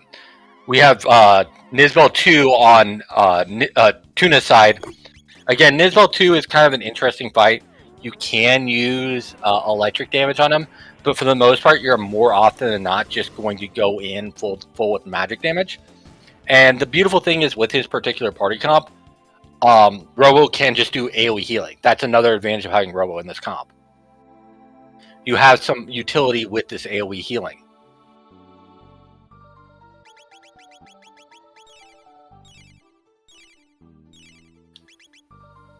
The other advantage of getting like Nizbel here is he's going to have slightly lower health than he would in his standard spot inside of Tyranno Lair. If I remember right, Black Tyranno has around 6,000 health, and he gets through it, so that's fantastic. Question is, what do we get here?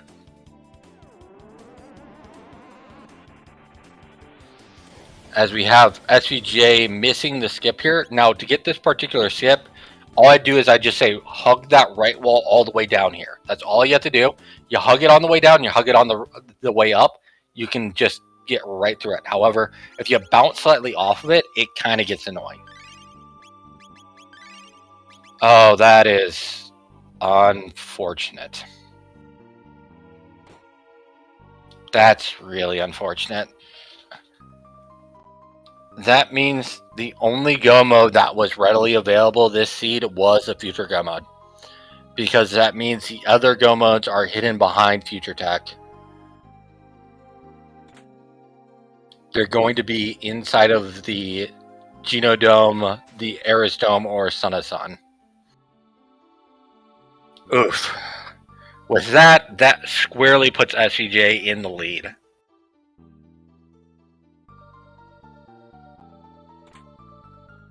And SVJ making the gamble. He had a 50-50 gamble between going Giant's Claw and going straight into the trial, and chose the trial, so yeah.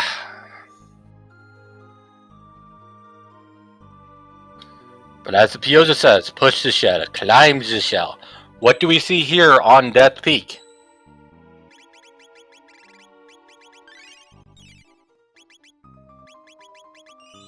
That is the question.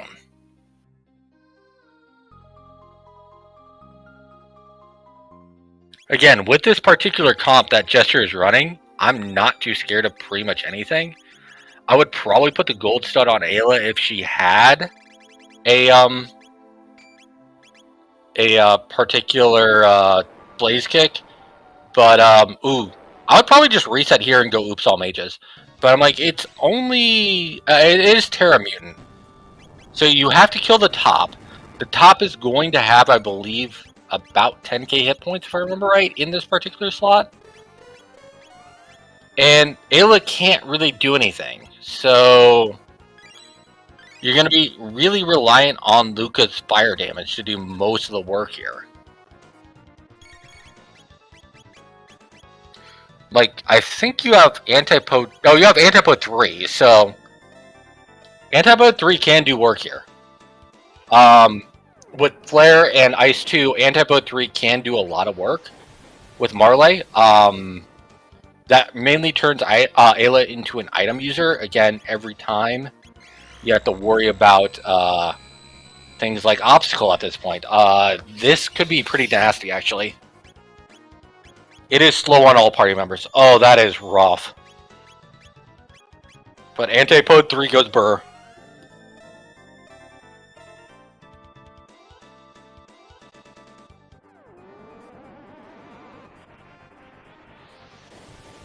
No, I love Purity Cure Robo. Dipwood, call him Purity Cure Robo. Robo with Robo Ribbon, Purity Cure Robo. Love it. Again, like, a lot of people sleep on how good Cure Robo is. It is really, really good. Robo's magic growth is not that great, but the base coefficient from it is actually very, very good. It typically heals you for a good half to 2/3 of your health pool at any given level, just the way as his actual growths work. Tuna grabbing his pendant, going into the trial fight, and Jester, Luca down, Luca down, alert, alert, Luca down.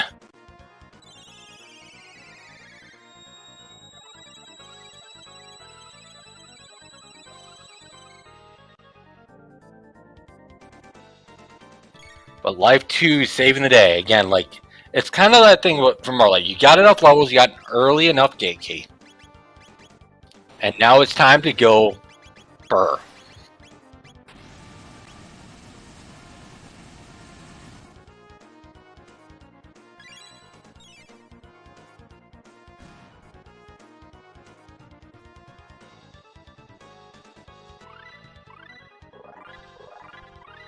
Oh yeah, here we go. Now, unfortunately, I think we have a situation where we have Last Tech being Fire 2 here.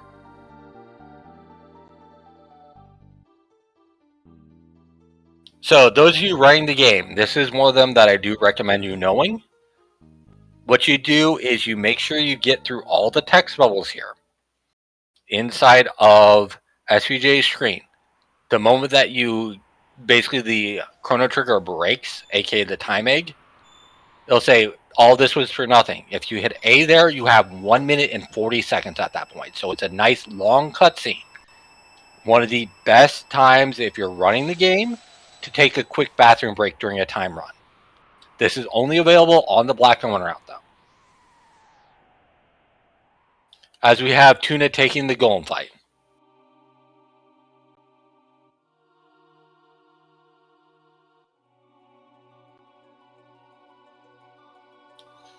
Okay, so about 1,000 damage in, about 1,500. Again, you're forced to use Marley in this particular fight. That is kind of the unfortunate part of it. And he's not kind of balance stacking it. You typically want to keep him off of physical damage because the big, scary thing that Golem can do is toss fireballs at you. So I'd probably get him back on Ice Tech as quick as I can. Marley is down on Tuna's side. You can't revive him because Golem is actually a pretty fast character in this particular spot. You would have to immediately heal, and he's going to do another laser spin at this point.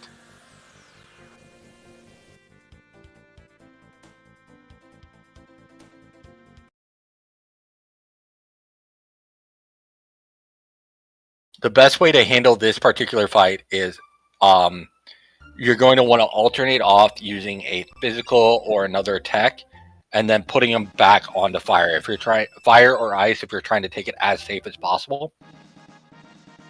In this particular case, you have the kind of the perfect setup. You can just alternate off between dark matter and ice tackle.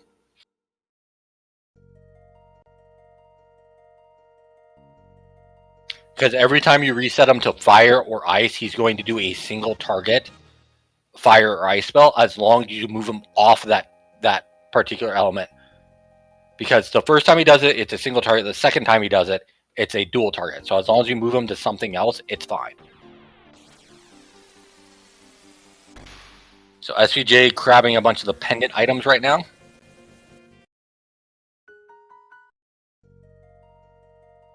I have no clue what he's looking for either, unfortunately.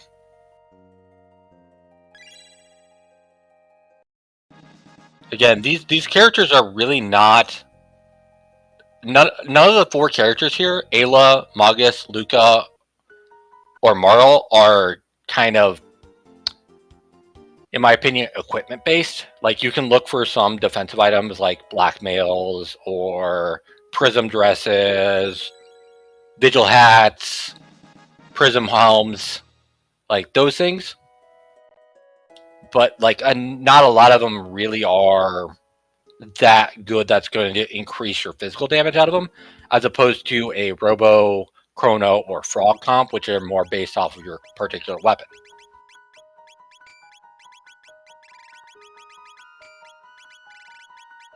Is anything that you actually get is more for utility at this point. Now, the big thing is whenever you're doing a Black Omen Seed, you're typically looking for at least some black mail or vest, because a lot of the enemies in that place do use shadow-based damage. They use shadow and they use fire for the most part, so that's kind of what you're looking for. Any sort of like laser tech that you'll see here, that's black damage. A lot of the robots use them, and so they'll use either physical, shadow, or fire-based in some cases.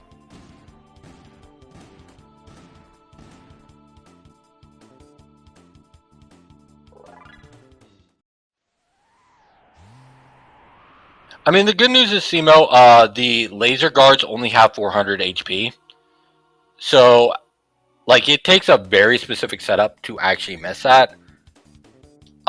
Even something like a Magus Fire 2 or Ice 2 or Lightning 2 typically do clear them with enough levels. So, with only 400 hit points, it takes a very specific setup of, you know, something stupid like, oh, I'm going to use Dino Tail with Ayla at full health, accidentally. That is like the way to do that one.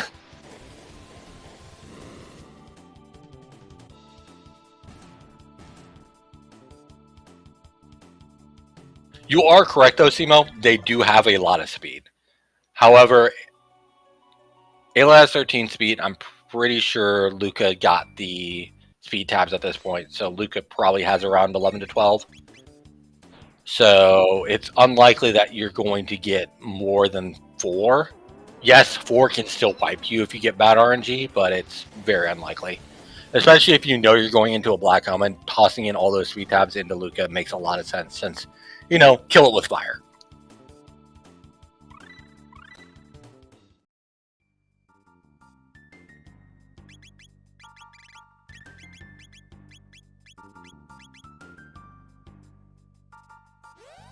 Since Jester did Dendoro, he had a total of 4 speed tabs between Toma's Pop, the Bromide, Dendoro Mountains, and the Medina Village in 1080.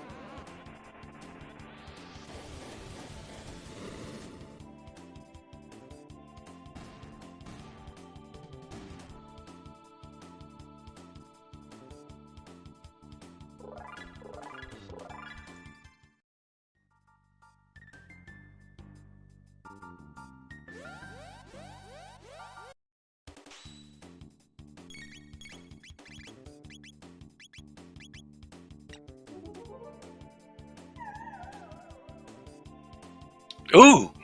Panels are dropping little pieces today. That is a nice find.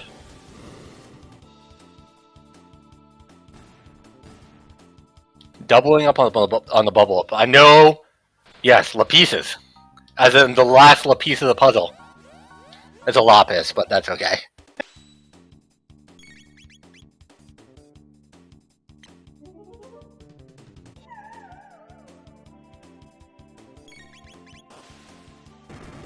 It is, in my opinion, the candy of this entire game. It does a mid-tonic to all of your characters that are alive at the time, which is 200 hit points. It really is one of the best ways to mitigate a lot of AoE damage in the game, especially if you're not rocking any AoE healing.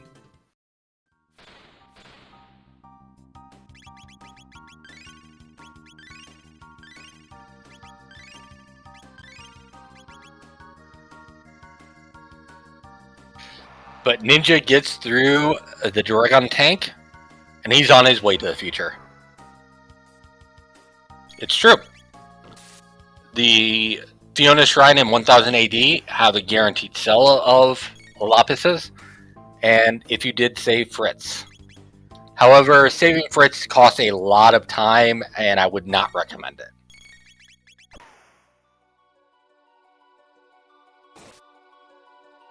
Wow. Oh!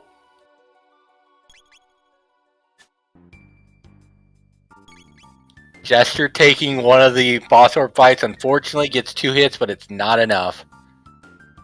But they're dropping speed tabs? Oh, goodness. Oh, goodness. Oh, that is massive. Yes, take the eye fight. Speed tabs are power, boys. They're dropping speed tabs. Oh, that is huge.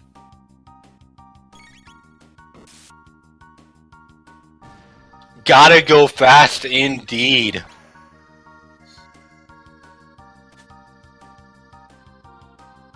I mean, the good news is you killed one of them. You're guaranteed the speed tab at this point.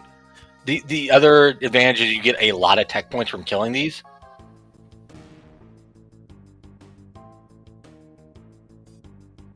Corinth saw... Where did you see the... Wait, hold on. Where is the Crisis Arm? Aristome? Aristome had Crisis Arm? Oh, let's go!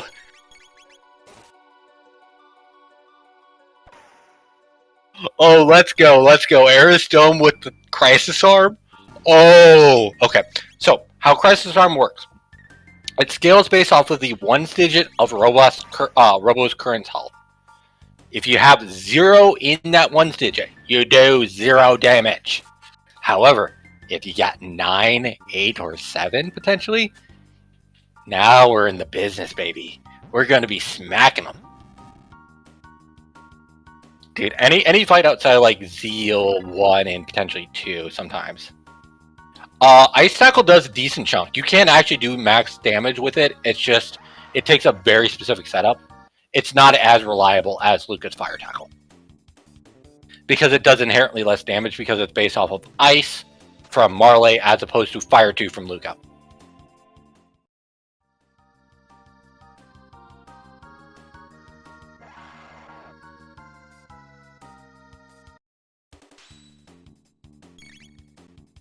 He went back to 1000 AD. He went back to 1000 AD. He's going straight to the snail shop.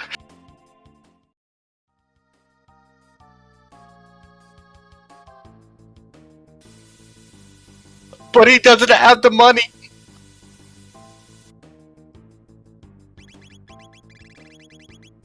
Wait, no, he did? Did he have the money? Did he have the money? Did he buy it?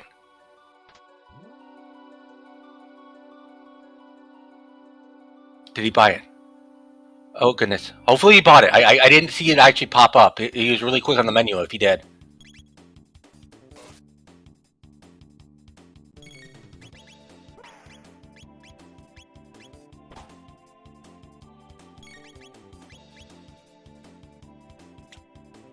He did. Okay. Oh, I'm sorry. I'm sorry.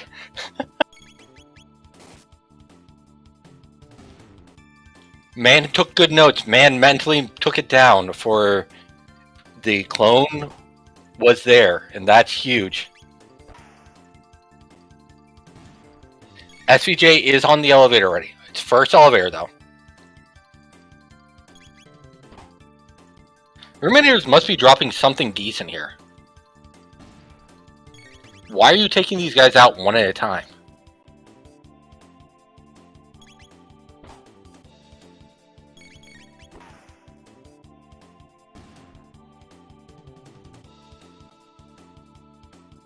Oh, power tabs. Okay, that makes sense. Okay, now it all makes sense. Power tabs, perfect idea. Give Ayla all the power tabs. Ruminators are definitely one you want to take. Getting an additional boss orb fight makes perfect sense. You can get 2 boss orb fights in this area if you know they're dropping speed tabs and you're going to want to fight them anyways. These are the better ones to take. You can get one right as soon as you enter the room, and this is the second one. So, and he knows that the sidekicks are dropping speed tabs.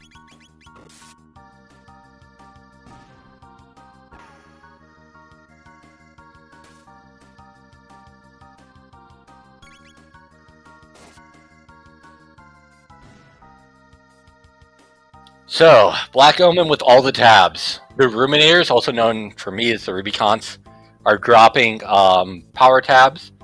The Sidekicks are dropping speed tabs. The question is, are we going to have the Gato robots drop the magic tabs at this point?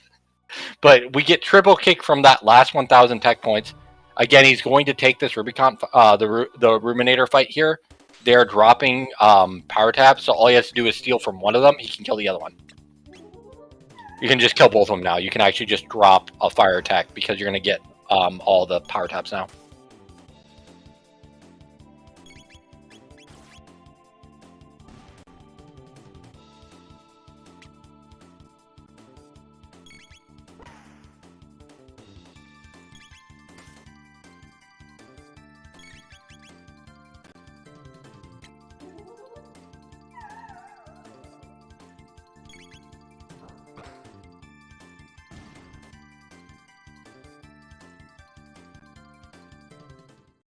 But he gets a bonus one from doing that. There's a little bit of time used, but again, like, taking all the fights here because he knows they're dropping tabs. Do I think that it's worth the time loss? No, not really. I think at this point I would be going. A couple of extra speed tabs, fine, but like, it's a lot of question at that point.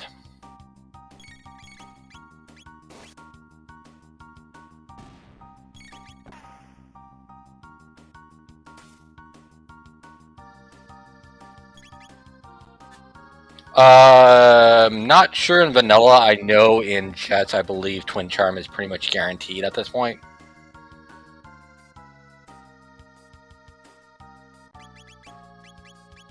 Oh, that's why he's taking. Yeah, Fire 2 is the last bloody tech for Luca. Oh, that is annoying. I mean, you're gonna get enough of it, enough of those tech points as you're going through it. Between the first fight, which is typically Giga Mutant, in its vanilla spot. You can get some of the tech points from doing some of the Tubster fights. You can get some of the tech points by taking the Gato fight. And the Goon fights that you can get on your way through as well. It's like you're looking for about 700, I believe, is the last tech point calculation. But again, it's just a lot of tech points. And again, you got Luca with Fire 2 in the last slot. That's definitely a head desk because that is painful on a lot of aspects.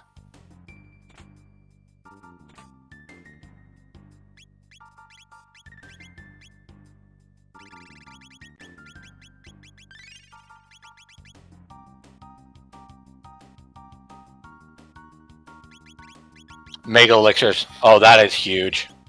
You can sell all the trash right now. Get a lot of mega elixirs. At this point, I don't think SPJ has done a major sell at this point. So I'm saying he's probably going to get at least 3, if not 4 mega elixirs here.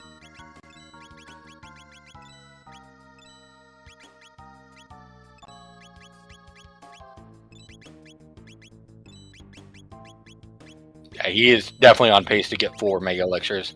That's going to make this last bit of the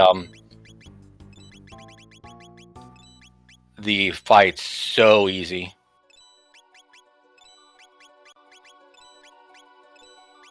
Plus, you can probably get a little bit of extra stuff at the. Oh no, he's getting some amulets. He's getting 2 mega elixirs, 3 mega elixirs, and you're gonna get a red mail, an amulet. What are you getting? A couple hyper ethers. Okay, that's a pretty good trade-off. 3 mega elixirs make this game pretty safe at this point for SPJ. That means you have potentially a mega elixir for either Mammoth Machine or right before Zeal 2. You have a mega elixir for after Halation in Zeal 2. And if you're not very good at the menu glitch, you can always use a mega elixir before going into Mammoth Machine if you want to get a quick kill. So a lot of safety at this point with 3 mega elixirs, in addition to potentially using them during other bosses. With 3 mega elixirs, that's pretty safe.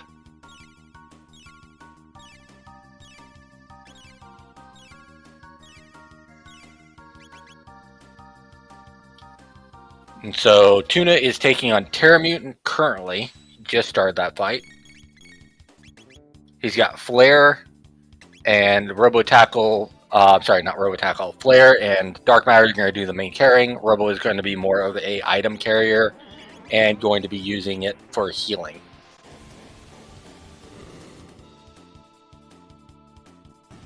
So what do the Cybots have today?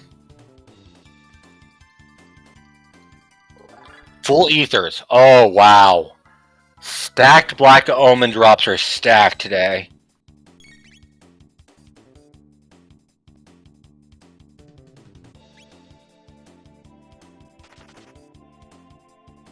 Cybots are dropping Full Ethers.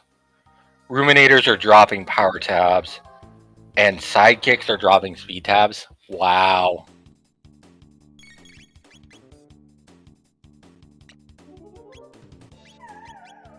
We have Obstacle on Tuna side.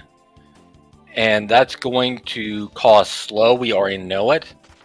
Question is how many people get hit. Okay, so we had the Omelet on Magus, which makes perfect sense.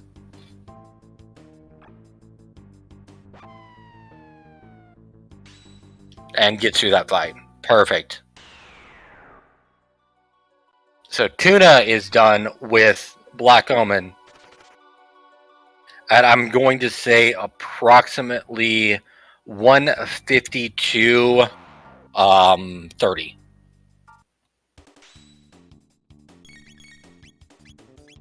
But first he has to push the shell. Climb the shell.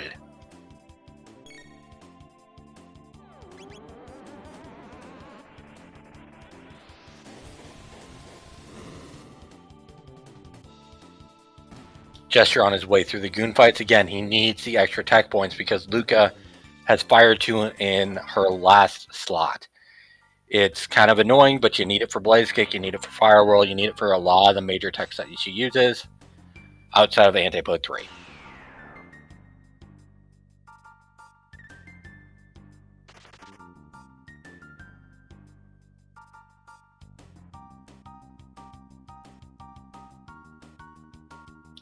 SVJ going through his Tubster fights. He's got one last check that he can check before the actual boss fight.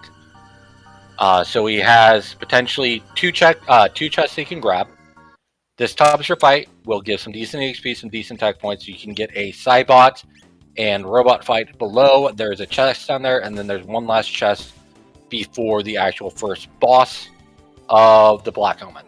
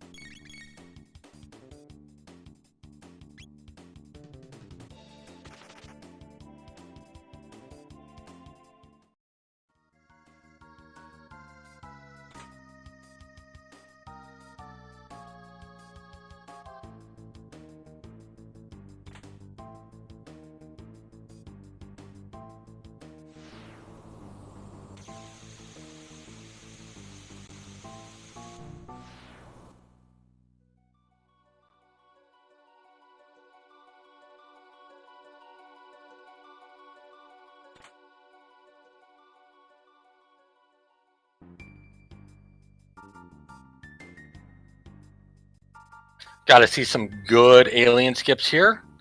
See what we got for the last couple checks here. Agradius. Fortunately, does not get the other one. If you're going to look for the other one, what you want to do is hug. You see the 2 squares on the bottom there? Trying to hug the very top edge of those 2 squares if you're looking to get through that skip.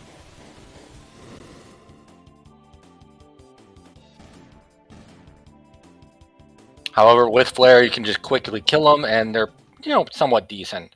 They only give 12 tech points, but, decent EXP. Full tonics, nothing to write home about.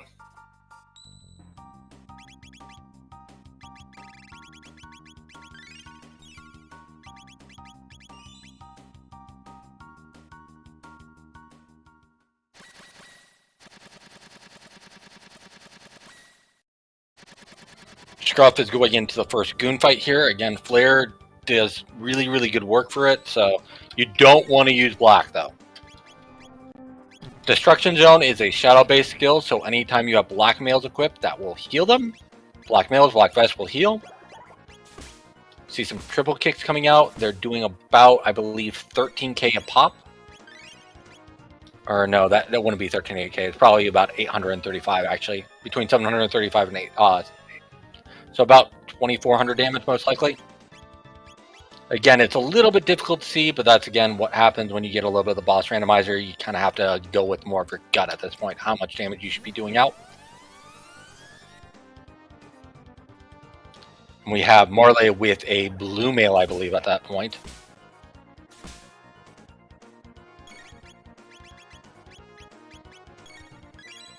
It might be about 13. It might be 1033.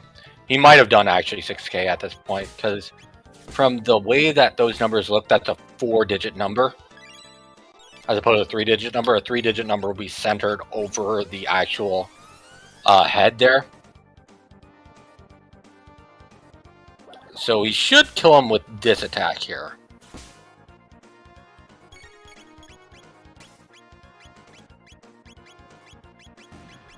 There we go. Yeah, it was just slightly off.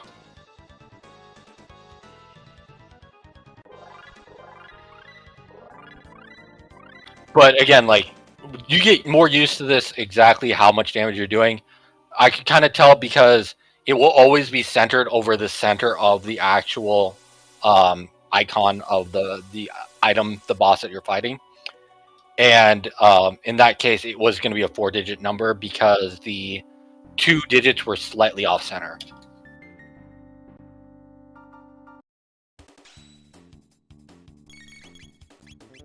So I couldn't really tell other than I knew it was a little bit over 1,000, so. Again, this is the newest part that was added in 3.1, was the dual boss randomizer, and I love it. It is a lot of fun. There are some errors or some issues with it, but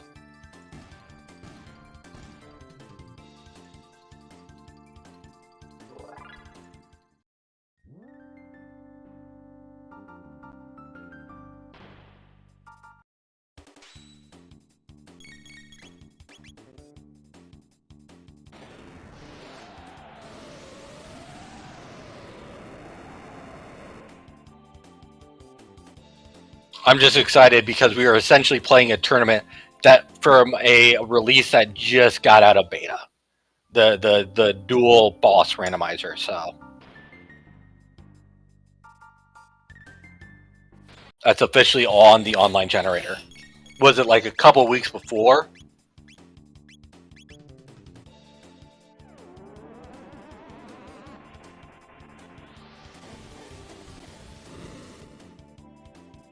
I just got to thank our hardworking dev team. They're doing fantastic work. And you can see their GitHub right there for everyone who works on the dev team.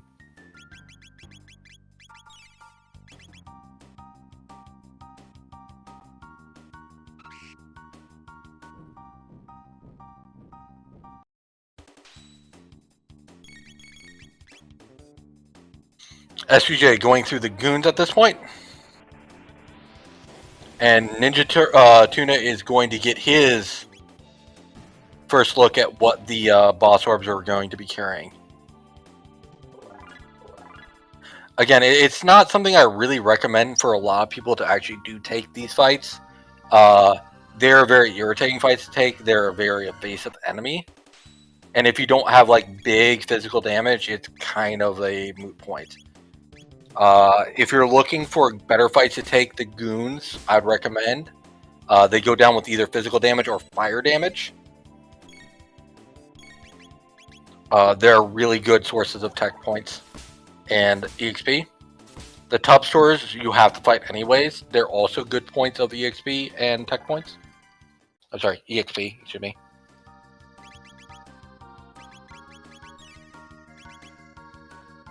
Other than that, like the Ruminators are good fights as well. They're not as much checkpoints, but they only have about 500 hit points, and they go down to either fire, ice, or physical.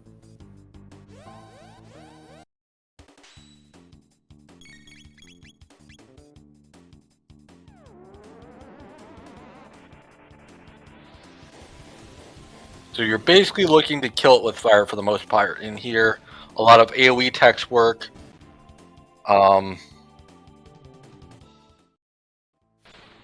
Looks like Tuna is going for the mutants here.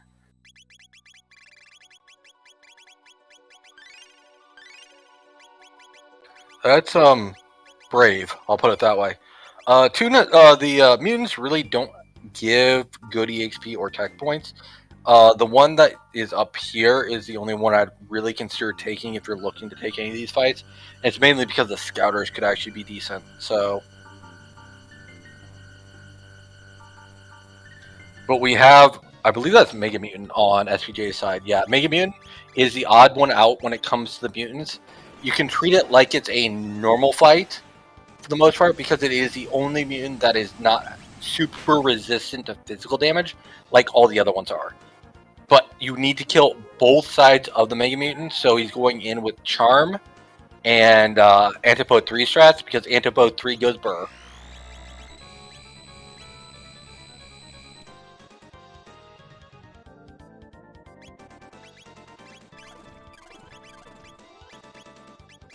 So options here are Cube Toss. You can go Fire Whirl if you have Fire 2.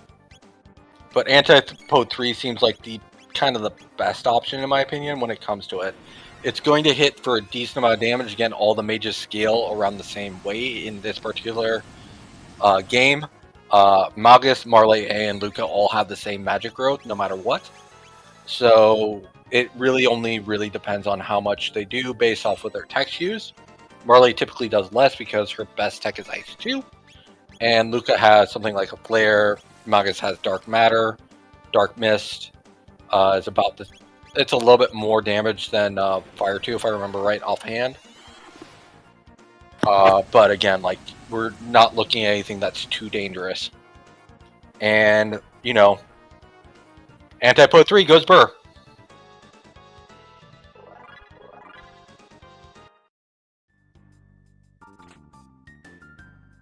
Full girl power. Now that one on the chest left is always going to be a rock. This is the Dark Eternal rock.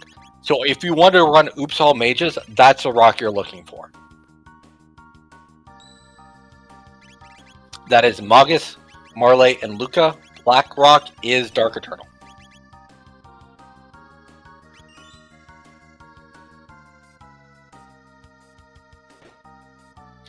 An additional speed tab is always nice. Again, you've got slower characters with both Luca and Marley. The big thing that Luca uses a lot to get her speed up is her father's equipment, aka the Taban suit and the Taban vest. The Taban suit gives Ruby armor resist to fire 80% and 3 speed. Taban vest gives Ruby vest resistance to fire 50% and 2 speed.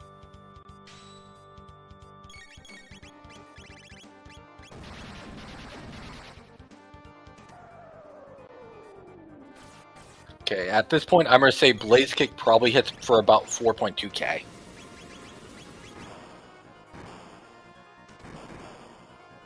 Okay, 3792. Okay. It's going to take exactly, let's see, Elder Lava Spawn. Well, Lava Spawn and Elder Lava Spawn spot is going to take probably 3 to 4 of them. It really depends on your rolls. You can also add in a little bit of chip damage from Marley if you really want to. You could throw in an Ice 2 at the very end if you don't have the damage. If I remember right, that particular spawn has around 12,000 HP, but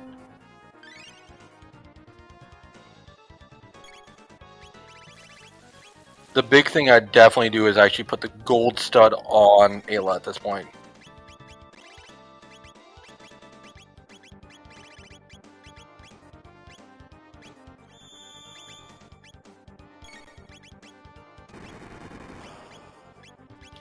NinjaTuna going through, gets the boss orb spawn on his way up toward second teleporter.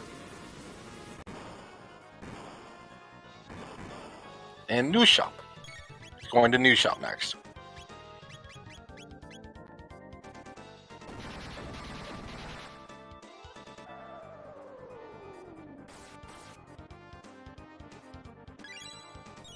Luca down, Luca down. Ooh, that is not good.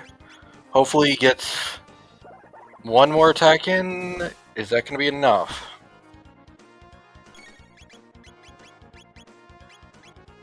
Using one of his last 2 revives instead of using life 2. That's a gutsy call.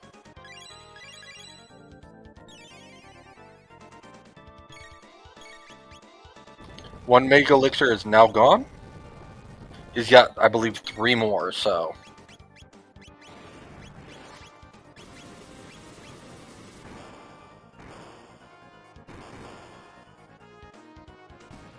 There we go. Lava Spawn is now down.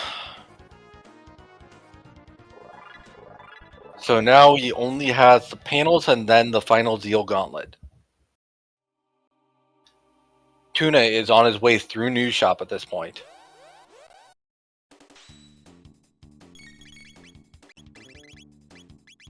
This is an impressive time coming from SVJ at this point.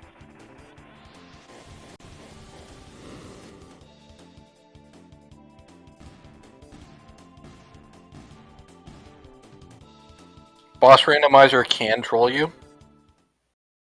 As Tuna actually experienced today, he had a couple wipes on Xena Bridge. That is the main time loss that he had today. He also did Giant's Claw. So he had full cleared everything, but he's still in Black Omen at the same time as SVJ.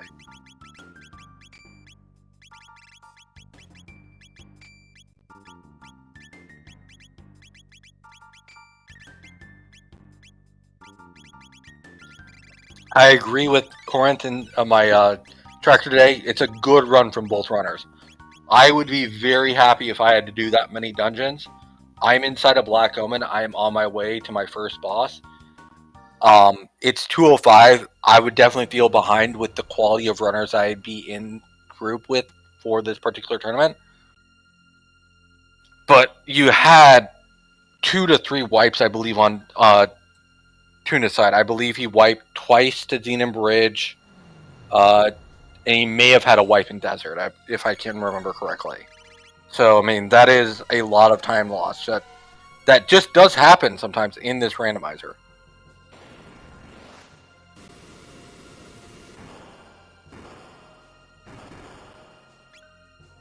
Okay, little technique here that SVJ is showing off. Wait for second halation, then you can immediately use a Mega Elixir. Afterwards, finish off the fight. If you're not super comfortable on your tech, aka your item glitch here, that's a great safety to use. For the people trying to learn this particular thing, right there. Perfect. SVJ actually gets it. As soon as the screen goes black, you're trying to hit your menu button. It is a very quick one compared to some of them. And that is your last item glitch before the end of the game. Your menu glitch, your last menu glitch. Is he going to go for the full Monty here? Antipode 3 goes Burr. He's going full Monty. Full Monty, here we go. We have 3690.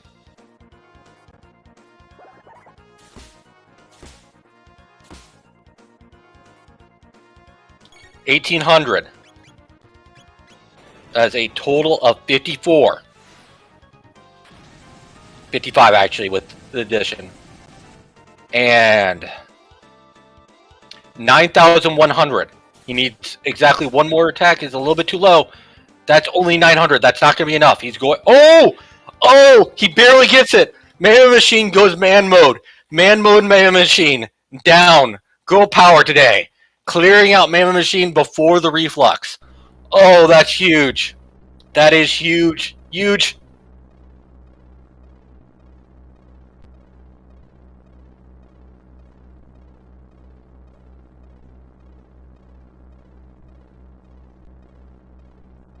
So you're looking between 10k to 12k typically.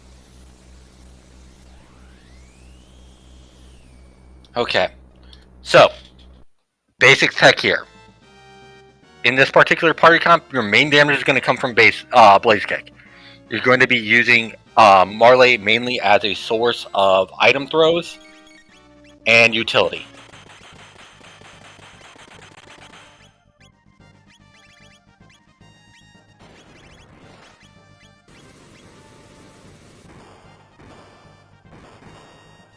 $3.9. Using haste on Marley makes perfect sense. Anytime that you have a speed character less than 12, that is definitely the one you want to use. And he has blackmail on, I believe, everyone at this point. Either blackmail or black vest. Putting on Lucas second. Wise move. It's the one that typically takes a little bit longer to load in. You're looking for 10k. That's the first elation. Okay. Now, we have a 7.7 at this, 7.8 at this point. One more and she'll use halation on you. Okay, it looks like Luca probably has a white mail on then, not a black mail. Yeah, okay. Again, lightning attack does white damage, the laser attack does shadow damage. Halation is going to be coming up immediately afterwards, saving Marley's AP action until afterwards. Okay, no, does not do that. Halation comes out. This could be nasty here. You get one bad tech here, and that could be bad. But gets the quick haste there, and immediately gets the Mega Elixir off. We should be relatively safe for the rest of this fight. MP Buster does hit Ayla, but with an Elixir after that point, not even an issue. Either an Elixir or a Hyper Ether, anything like that will work here. Blaze Kicks, he only needs another 3, and he's got the fight down.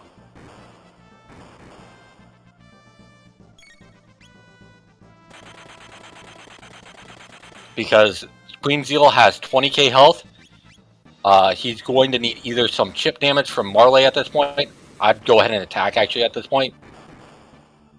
But does not want to waste the time at all, just waiting completely calm, completely safe, has a Mega Elixir on the ready just in case. This Blaze Kick should do it, and we should get the final time.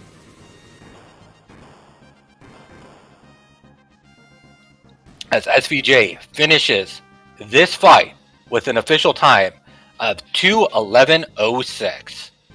Congratulations, SVJ, for winning your first bracket round today.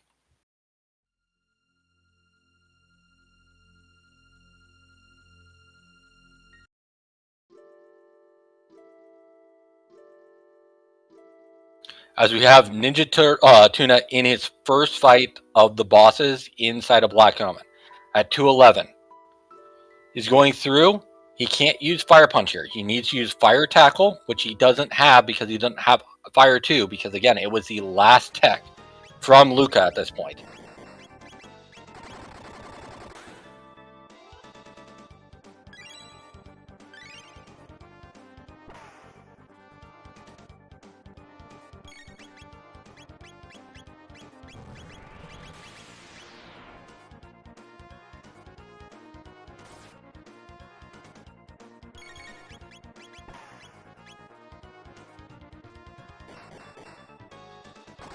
All right.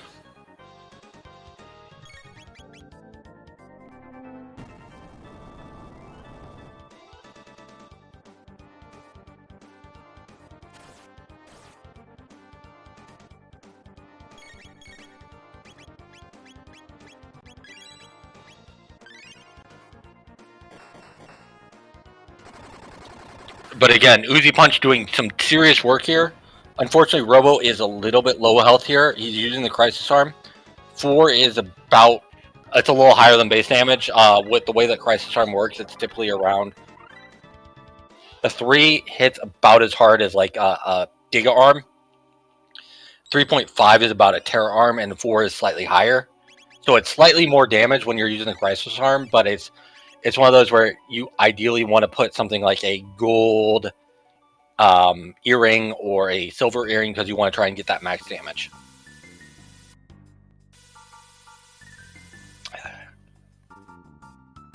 Okay, I'm going to pull them up in just a second. Because we're joined by SVJ. How you doing, SVJ? Oh my god. So, my hate for Robo really. I was like, I hope it didn't cost me. And he was. It looks like he's right behind me. Yeah, he found a crisis arm. Yeah, I don't know how to use that yet. So the way the crisis arm works is it's based off his 1 digit. Robo typically has a max health of 5, and the way that Robo's health works is it's based off his 1 digit. So if he has like a 3 or 4, that's about a Giga Arm or a Terra Arm's worth of damage. But anything higher than that, it does more damage than those. Yeah, I found the crisis arm too, and it was just like, Then I had a golden earring. I was like, maybe. It's a solid option if you can get it off. But it's, again, like, you got the Black Omen Seed, and that's a problem. Because with Queen Zeal always knocking you back down to 1, the Crisis Arm kind of sucks for those. Yeah, well, that's actually a PB for my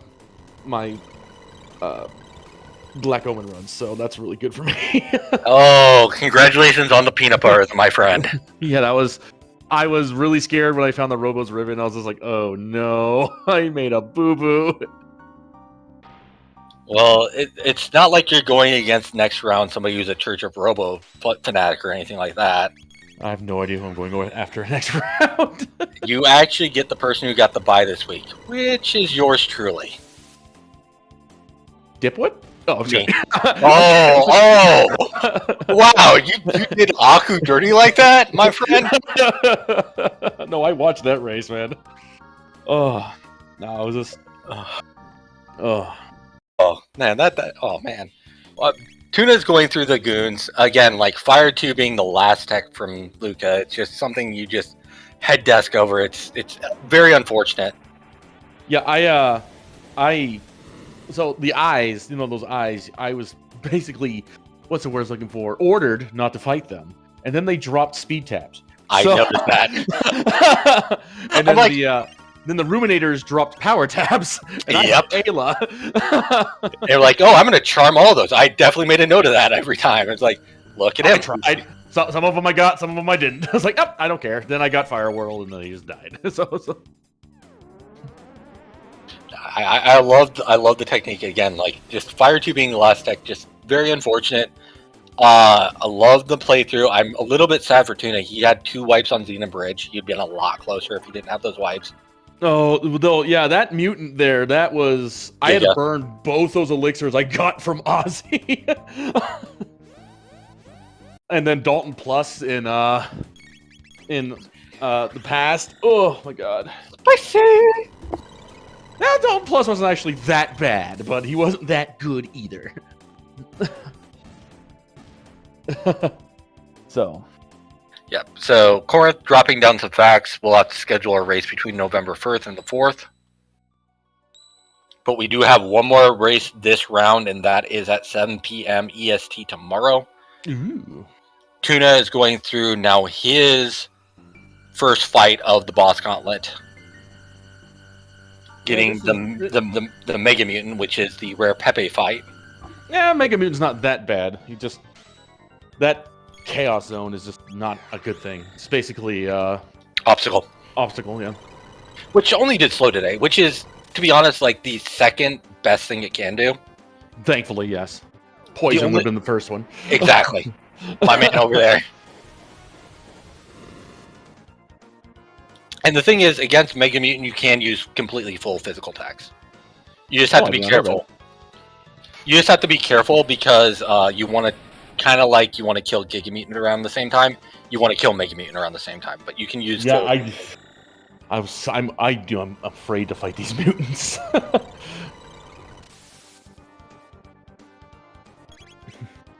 So in this particular spot, he's only going to have about between 8 to 11k, I believe, hit points, because the scaling and whatnot. But gets a bad roll. Keep Marley.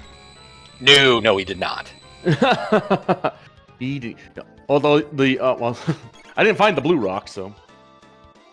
No, but you found the black rock. If you had Oopsal Mages still, then that's your. That would have been Darkness Eternal, yeah. Yeah. Well, you did. It's in that chest to the left, right there. Yeah, I thought about it. I was like, nah, he's too far. But yeah, he's looking for the blue rock, as you said. That's the well-known rock. That is Omega Flare. Still never gotten to use that one, but it is definitely a fun deck to use. Shout out to the Moon Blizzard. I agree with Corinth. It never exists when you actually have the comp. It never does. No, Moon Blizzard beat Corneth with the Blue Rock. Yeah, I know. I know. But no, they it was a good seed. I'm very happy. I'm not very comfortable going into Mount Woe with or not Mount Woe, Death Peak with level 29 and no attack damage and nothing. And I'm really glad there was a mutant there that I could just beat up with Antipod 3. Yeah, this is what I was worried about with Tuna, with the lava spawns. It doesn't really have much unless you can actually kill that shell. Yeah, that's kind of why I was looking at you, looking at like anti-life strats potentially at that point. So, there is a green dream out there. I mean, you have Marley, so you can just use life too. But Too hard. I'll just pick up Ayla. It was either Ayla or Chrono right there, one of the two, and I had an alloy blade, so it was. I do love the thing here. Unfortunately, he still doesn't have the tech points to get Robo Tackle, Fire Tackle. Because again, you had it yourself. Fire 2 is in the last slot. That's just unfortunate. Yeah, that's why I felt those eyes. That's because I'm like, cool, 100 tech points if I can kill them, and then they drop speed tabs. So okay. You kill one of them, you get 50, and it's like between them, the goons, the tubsters, you got it through. Yeah. So. And then this boss and the bosses beforehand will actually drop 255 tech points. So yeah, he'll probably get it right here, if I remember right. It's really bad. I bought those amulets and never used them.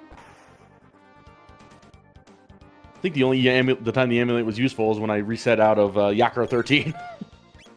Yeah, no, I noticed that. That was a great play. But I'm trying to focus on... so he's looking at this point, he's probably around... If I remember right, he's around 6,000 HP done. Because he had 3 Uzi punches before that. This could be... the killed Magus. Yeah, this is not good at this point. I don't think he has the same safeties that you do. He doesn't have any of the Mega Elixirs I saw there. He's got 5. Oh, he actually does? Okay, good. He must have sold everything, because he took a couple of extra checks. He did check Pop's Pop in Giant's Claw. Unfortunately, that led to the Gren Leon. No, I would have reset out of that. But I did think about it. I did.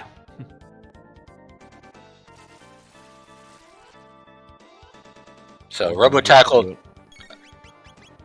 So he's at 1 at this point. Oh, this is not good. That's even worse. Actually, that's really good because it woke up Robo. Oh, that could have been very, very bad.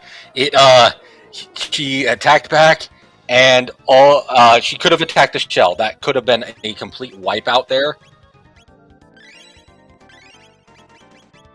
He's going straight for the kill. I love the greed play. I actually do. He knows he's close. Shouldn't only take maybe 1 or 2 more Uzi punches. Oh no, Luca's down. You definitely want Luca alive for this. You need to revive Luca here. Oh no. Yeah.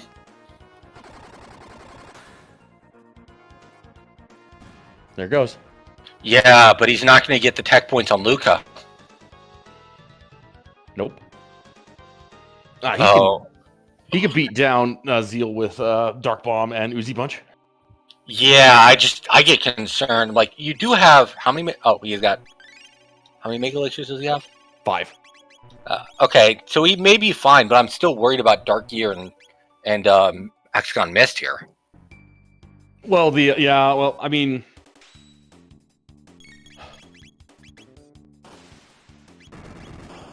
Dark Bomb will do enough damage. The problem is he doesn't have... He's going to be using Dark Bomb, probably either Napalm or Mega Bomb, and Uzi Punch. Without, as long as if he can grab what he needs, it's... Mammoth Machine, I'm a little concerned about. Mammoth Machine, as long as he, I would do a little bit of damage ahead of time because you have such high hit points at this point. You took a couple extra fights, so he's got a little bit more levels than you do. Mm-hmm. I would probably go in with about a half strat where you do about 2 to 3k damage to it before it unleashes the thing, and you mainly do physical at that point.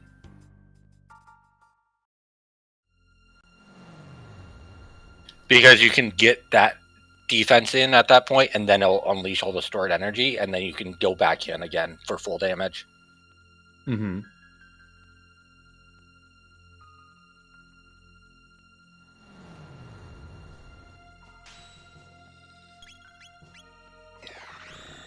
Besides, if you get Robo and he gets like an 8 or a 9 at this point with the Crisis Arm, you're set anyways, so...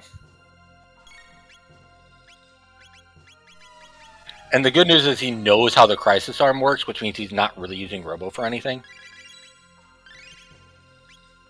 Yeah, if he can get that Crisis Arm off that Uzi Punch, then it's going to be a lot more. Oh, nope, that's not too much. Oh, no, he doesn't have it equipped. Uh-oh.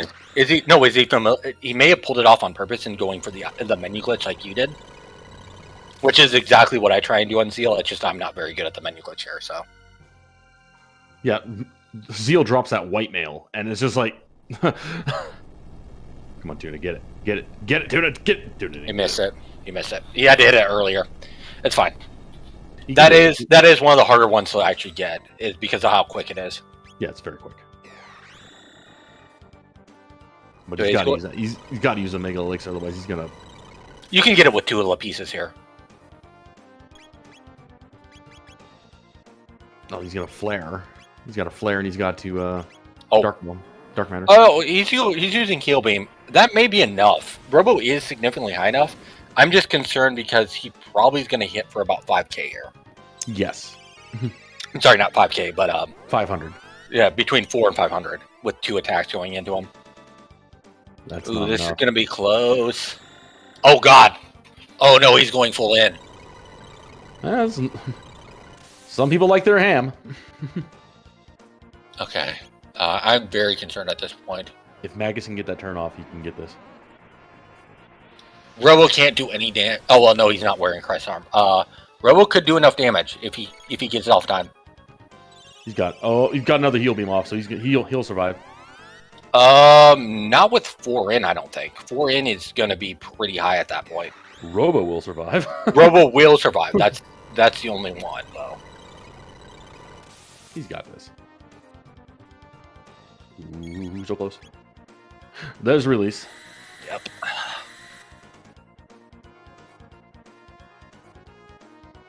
Oh, they survived. Oh. Okay, well, he's through this fight at this point because he's got at least 2 ATB before he does anything else. And that should be enough damage. Yep. Because that's about one... he rolled a little bit low today, and I saw that against... For you. He can roll up to 12k, and he rolled around 10k, so... Oof. So you barely made it with that last triple kick. Yeah, I was going hammy.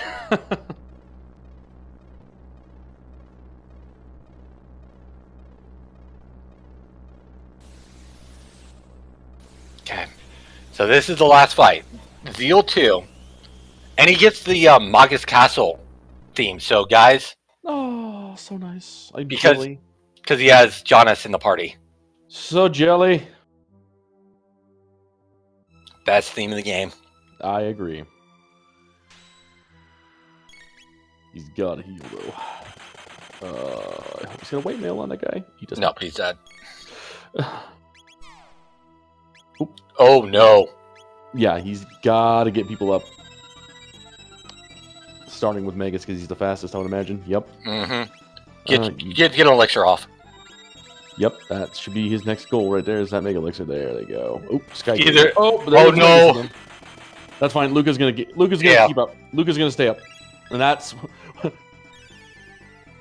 Yeah, but at this point you're in Dark Gear territory. Yeah, you have not done any damage to Zeal, so that's a. Is he not wearing any of his elemental mails? Yeah. I don't know exactly what his party is wearing at this point. I'm sorry. That's fine. So Dark Gears. Dark Gear was 0. He's going to get a Hexagon miss before he gets to second phase, so. Yeah, but he's going to survive that. He's got 5 Mega Elixirs. That's a big thing. I am just sweating at this point, though. Ooh, he just dark mattered. Oh, no! No, no, no, no, no! Oh, no, Tuna! Oh, no! No! Life Shaver and MP Buster on Vegas. Oh, no! Oh, no. And he flared too, I believe. Oh, no. Yeah, he just flared. Well, Robo is up. Can he make Elixir again? Oh. Oh. I am sweating heavily now. Yeah, me too. Key and Peele gift sketch of just sweat pouring down. Oh, my lord. Oh, goodness. Mega YOLO strats. Yeah, I'm kind of with you there. You know what? It did almost 4k damage. He got that. He got that. Yeah, that's. You need only 10k or so to drop that up. But that. Oh no! Robo died to the Hexagon Mist. Yeah, that is the big worry. Because Robo doesn't have magic defense. Like, that is always why you worry about. Shell on. Oh, drop. Uh oh, this is not good. Yeah. Like he's wearing a mermaid cap on Luca. I can tell.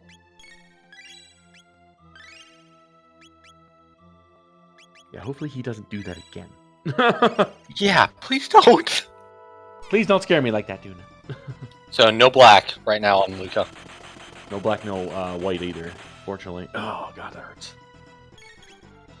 And you're like looking for that opportunity to basically revive and either elixir or full tonic. Luca is in danger zone right now, and again, we're going to get a Dark Gear coming in pretty quick here. Looks like he's going to anti-life. Oh no, Dark Bomb, use Dark Bomb, buddy. He's got a lot of revives, though. He prepped for this. This is his strat right here. Hey, you know what? Pile up the Magus bodies, but Luca's going down again. Oh no. Another lightning to Luca. And here comes Shadow. Okay, hit me. That's not good because he doesn't have a blackmail. Dark Gear should be coming up pretty quick. Yeah, and Dark Gear is doing reduced damage, but it's not doing. Robo is in kill spot for Dark Gear. Yes, he is. He might just survive. You barely. Oh my goodness. Yeah, this is the problem with YOLO strats right here. Is No, you. Yeah. There goes Robo. Down. Yep. Megas. And there's Hexagon. Yep, that's white. And with that, Tuna has forfeited from the race. Damn Tuna. That was a good run, though. I don't know if this is just nerves or if he's not familiar with how to handle this fight. It is a weird fight if you're not used to Zeal 2.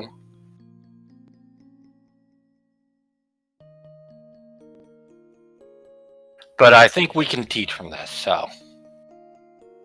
Yeah, that was a good run. That was. It was a good run. I just don't think he's very familiar. I did not with Zeal expect strat. Hexagon Nimbus to do 700 damage to Robo. That is just through a barrier. Through a barrier. Through a barrier, 700 damage. That is crazy. Ugh.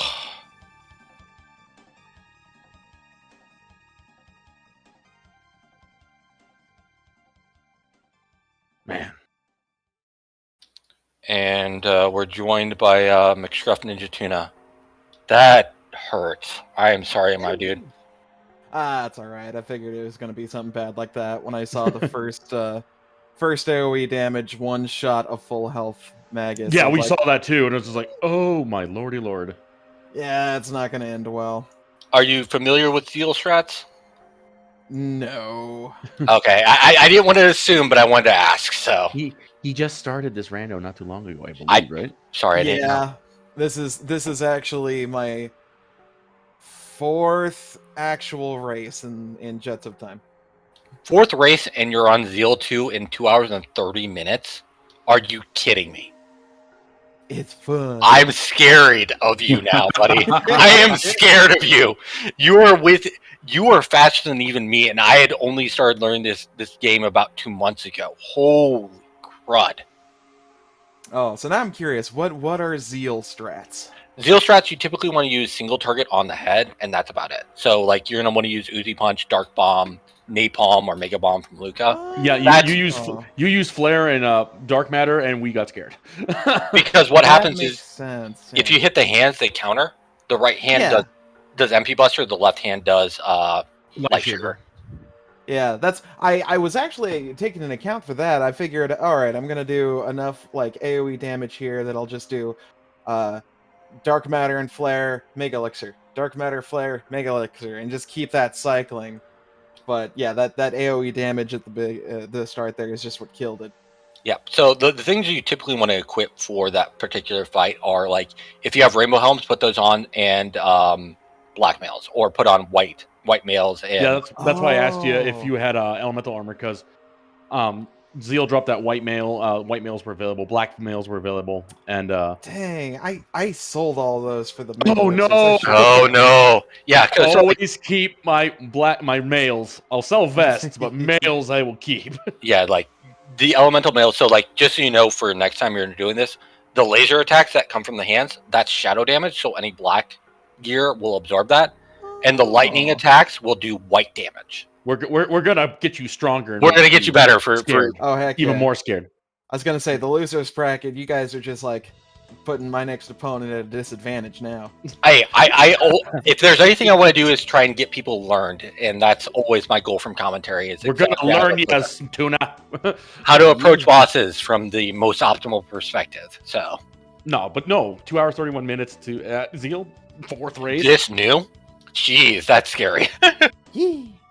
No, you're doing great. Awesome. Yeah, I actually had fun. I'm glad. The only thing that I was regretting is as soon as I saw the prisms shard, I was like, oh man, progression is going to be on that. But yeah, my Marl sucks, and I really don't want to waste the time right now. You know what? You're not alone in your team. Marley sucks. I don't know about you two, but my Marley was amazing. Okay, man.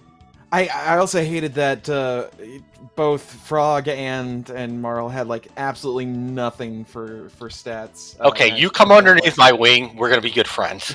Yeah. Well, see, your party. I hate Robo. I really do. And so I picked up Ayla from the Protodome. Yeah. Oh yeah, that would have been much better for single target. When I got Robo's ribbon though, I was like, let's just go ahead and roll with it. Let's see what happens. Thought about it. I thought about it too. I was like, yeah. You also have a crisis arm that Q's gonna have to show you how to use. Crisis arm. What's that do? Okay, so your ones digit determines how much damage you do. Ooh. So if you have a 9 in your ones digit, you can do max damage potentially. You can do about 5,000 damage with a Newsy Punch.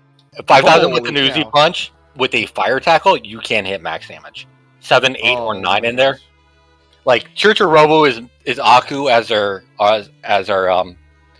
grand, whatever the top end of a religion is, and I'm basically the bishop at this point. But oh dang! All right, I'm curious as to how much damage that would do. Race is over, but now I'm gonna check out Crisis Arm because cool. Crisis Arm strats are fun. They're just a lot of work to learn how to use them. So let's see, it's a 25. But yeah, Crisis Arm. You're looking for a Robo. Crisis Arm, Kaiser Arm. Kaiser Arm is 4th. Giga Arm is the 3rd, and Terra Arm is your 2nd best. So, and you had all of them during the siege. So. I was honestly surprised I got so many good weapons like right towards the end. Like, I was really dreading Robo at the end because I'm like Kaiser Arm, Terra Arm, Giga Arm, Crisis Arm. I'm like, I have a nice lady that likes to hit things. So. I do not blame you. Everyone loves the Aylas. Like, if you want your fail straight say strats, guys, anybody who's running, look for Luca, look for Ayla. Those are going to be. Fire Whirl Blaze Kick. Fire Whirl Blaze Kick, baby. They get it done every time. But other than thanks so much for the race though. That was a lot thank of you. fun. I'm glad you had fun, man. That That was I was scared. I found all the. I went around and I was like, oh no, I found something bad. I found something bad. So the good news is, Tuna, Mm-hmm. you are going against the loser of the Smirk JD Azure Kill race. Hmm. That is tomorrow at 7 p.m. Eastern time. Please stay tuned for that one. SVJ, you moved on in the brackets, and you're going up against me next round. No contest. No contest. Yeah, enjoy the Awesome. loser bracket, my friend. I'm kidding. As I said earlier, I take no opponent lightly. Thank You you know so much that. for giving me the crisis arm info, because as you all will see here in a few seconds, holy crap! Well, it doesn't do that much damage when you're at 1. You need to be at 9. You need to be at 9. Oh yeah, just wait. I get it to 5, and you'll see what happens. But again, you basically do more than a terror arm as long as you're 4 or above. So it is actually really good. But yeah, I'm gonna go ahead and finish this one for fun. But I'll see you guys hopefully in the next one. Okay, SVJ, any last shoutouts that you want to do tonight? There's some damage right there. Holy crud, 7,081. There you go, guys. Crisis arm right there. I feel bad for the Memon machine right now. But no, thank you guys for the race. Thank you, Tuna, for the race. Appreciate it. Q and Corneth for tracking, restreaming as well. Thank you for SpeedGaming for restreaming. Corneth for tracking. Q, of course, for the commentary. Yeah, it's. If you guys haven't played this game, you guys should. Especially if you like Chrono Trigger, another 7,000 damage. Look at that. But yeah, so yeah, check out the Discord. We got lots of people this community is amazing. They love to help out new people. If you like Chrono Trigger, you like playing the game over and over again, and having a challenge each time, play this game. I highly recommend it. Okay, with that, I'm going to make the last shout-outs. Again, I want to give a credit to SpeedGaming for doing a restream tonight for SGLIVE 2021. Please go follow our runners. They gave you entertainment tonight. The least you can do is just click that follow button. It does help out. If you want to, you can follow anybody in our crew. Follow Corinth. He's a better runner than I am. But thank you guys for watching. Hopefully you enjoyed watching this first round in the SG Live Chrono Trigger 2021 tournament. We'll have more to come in the next weeks.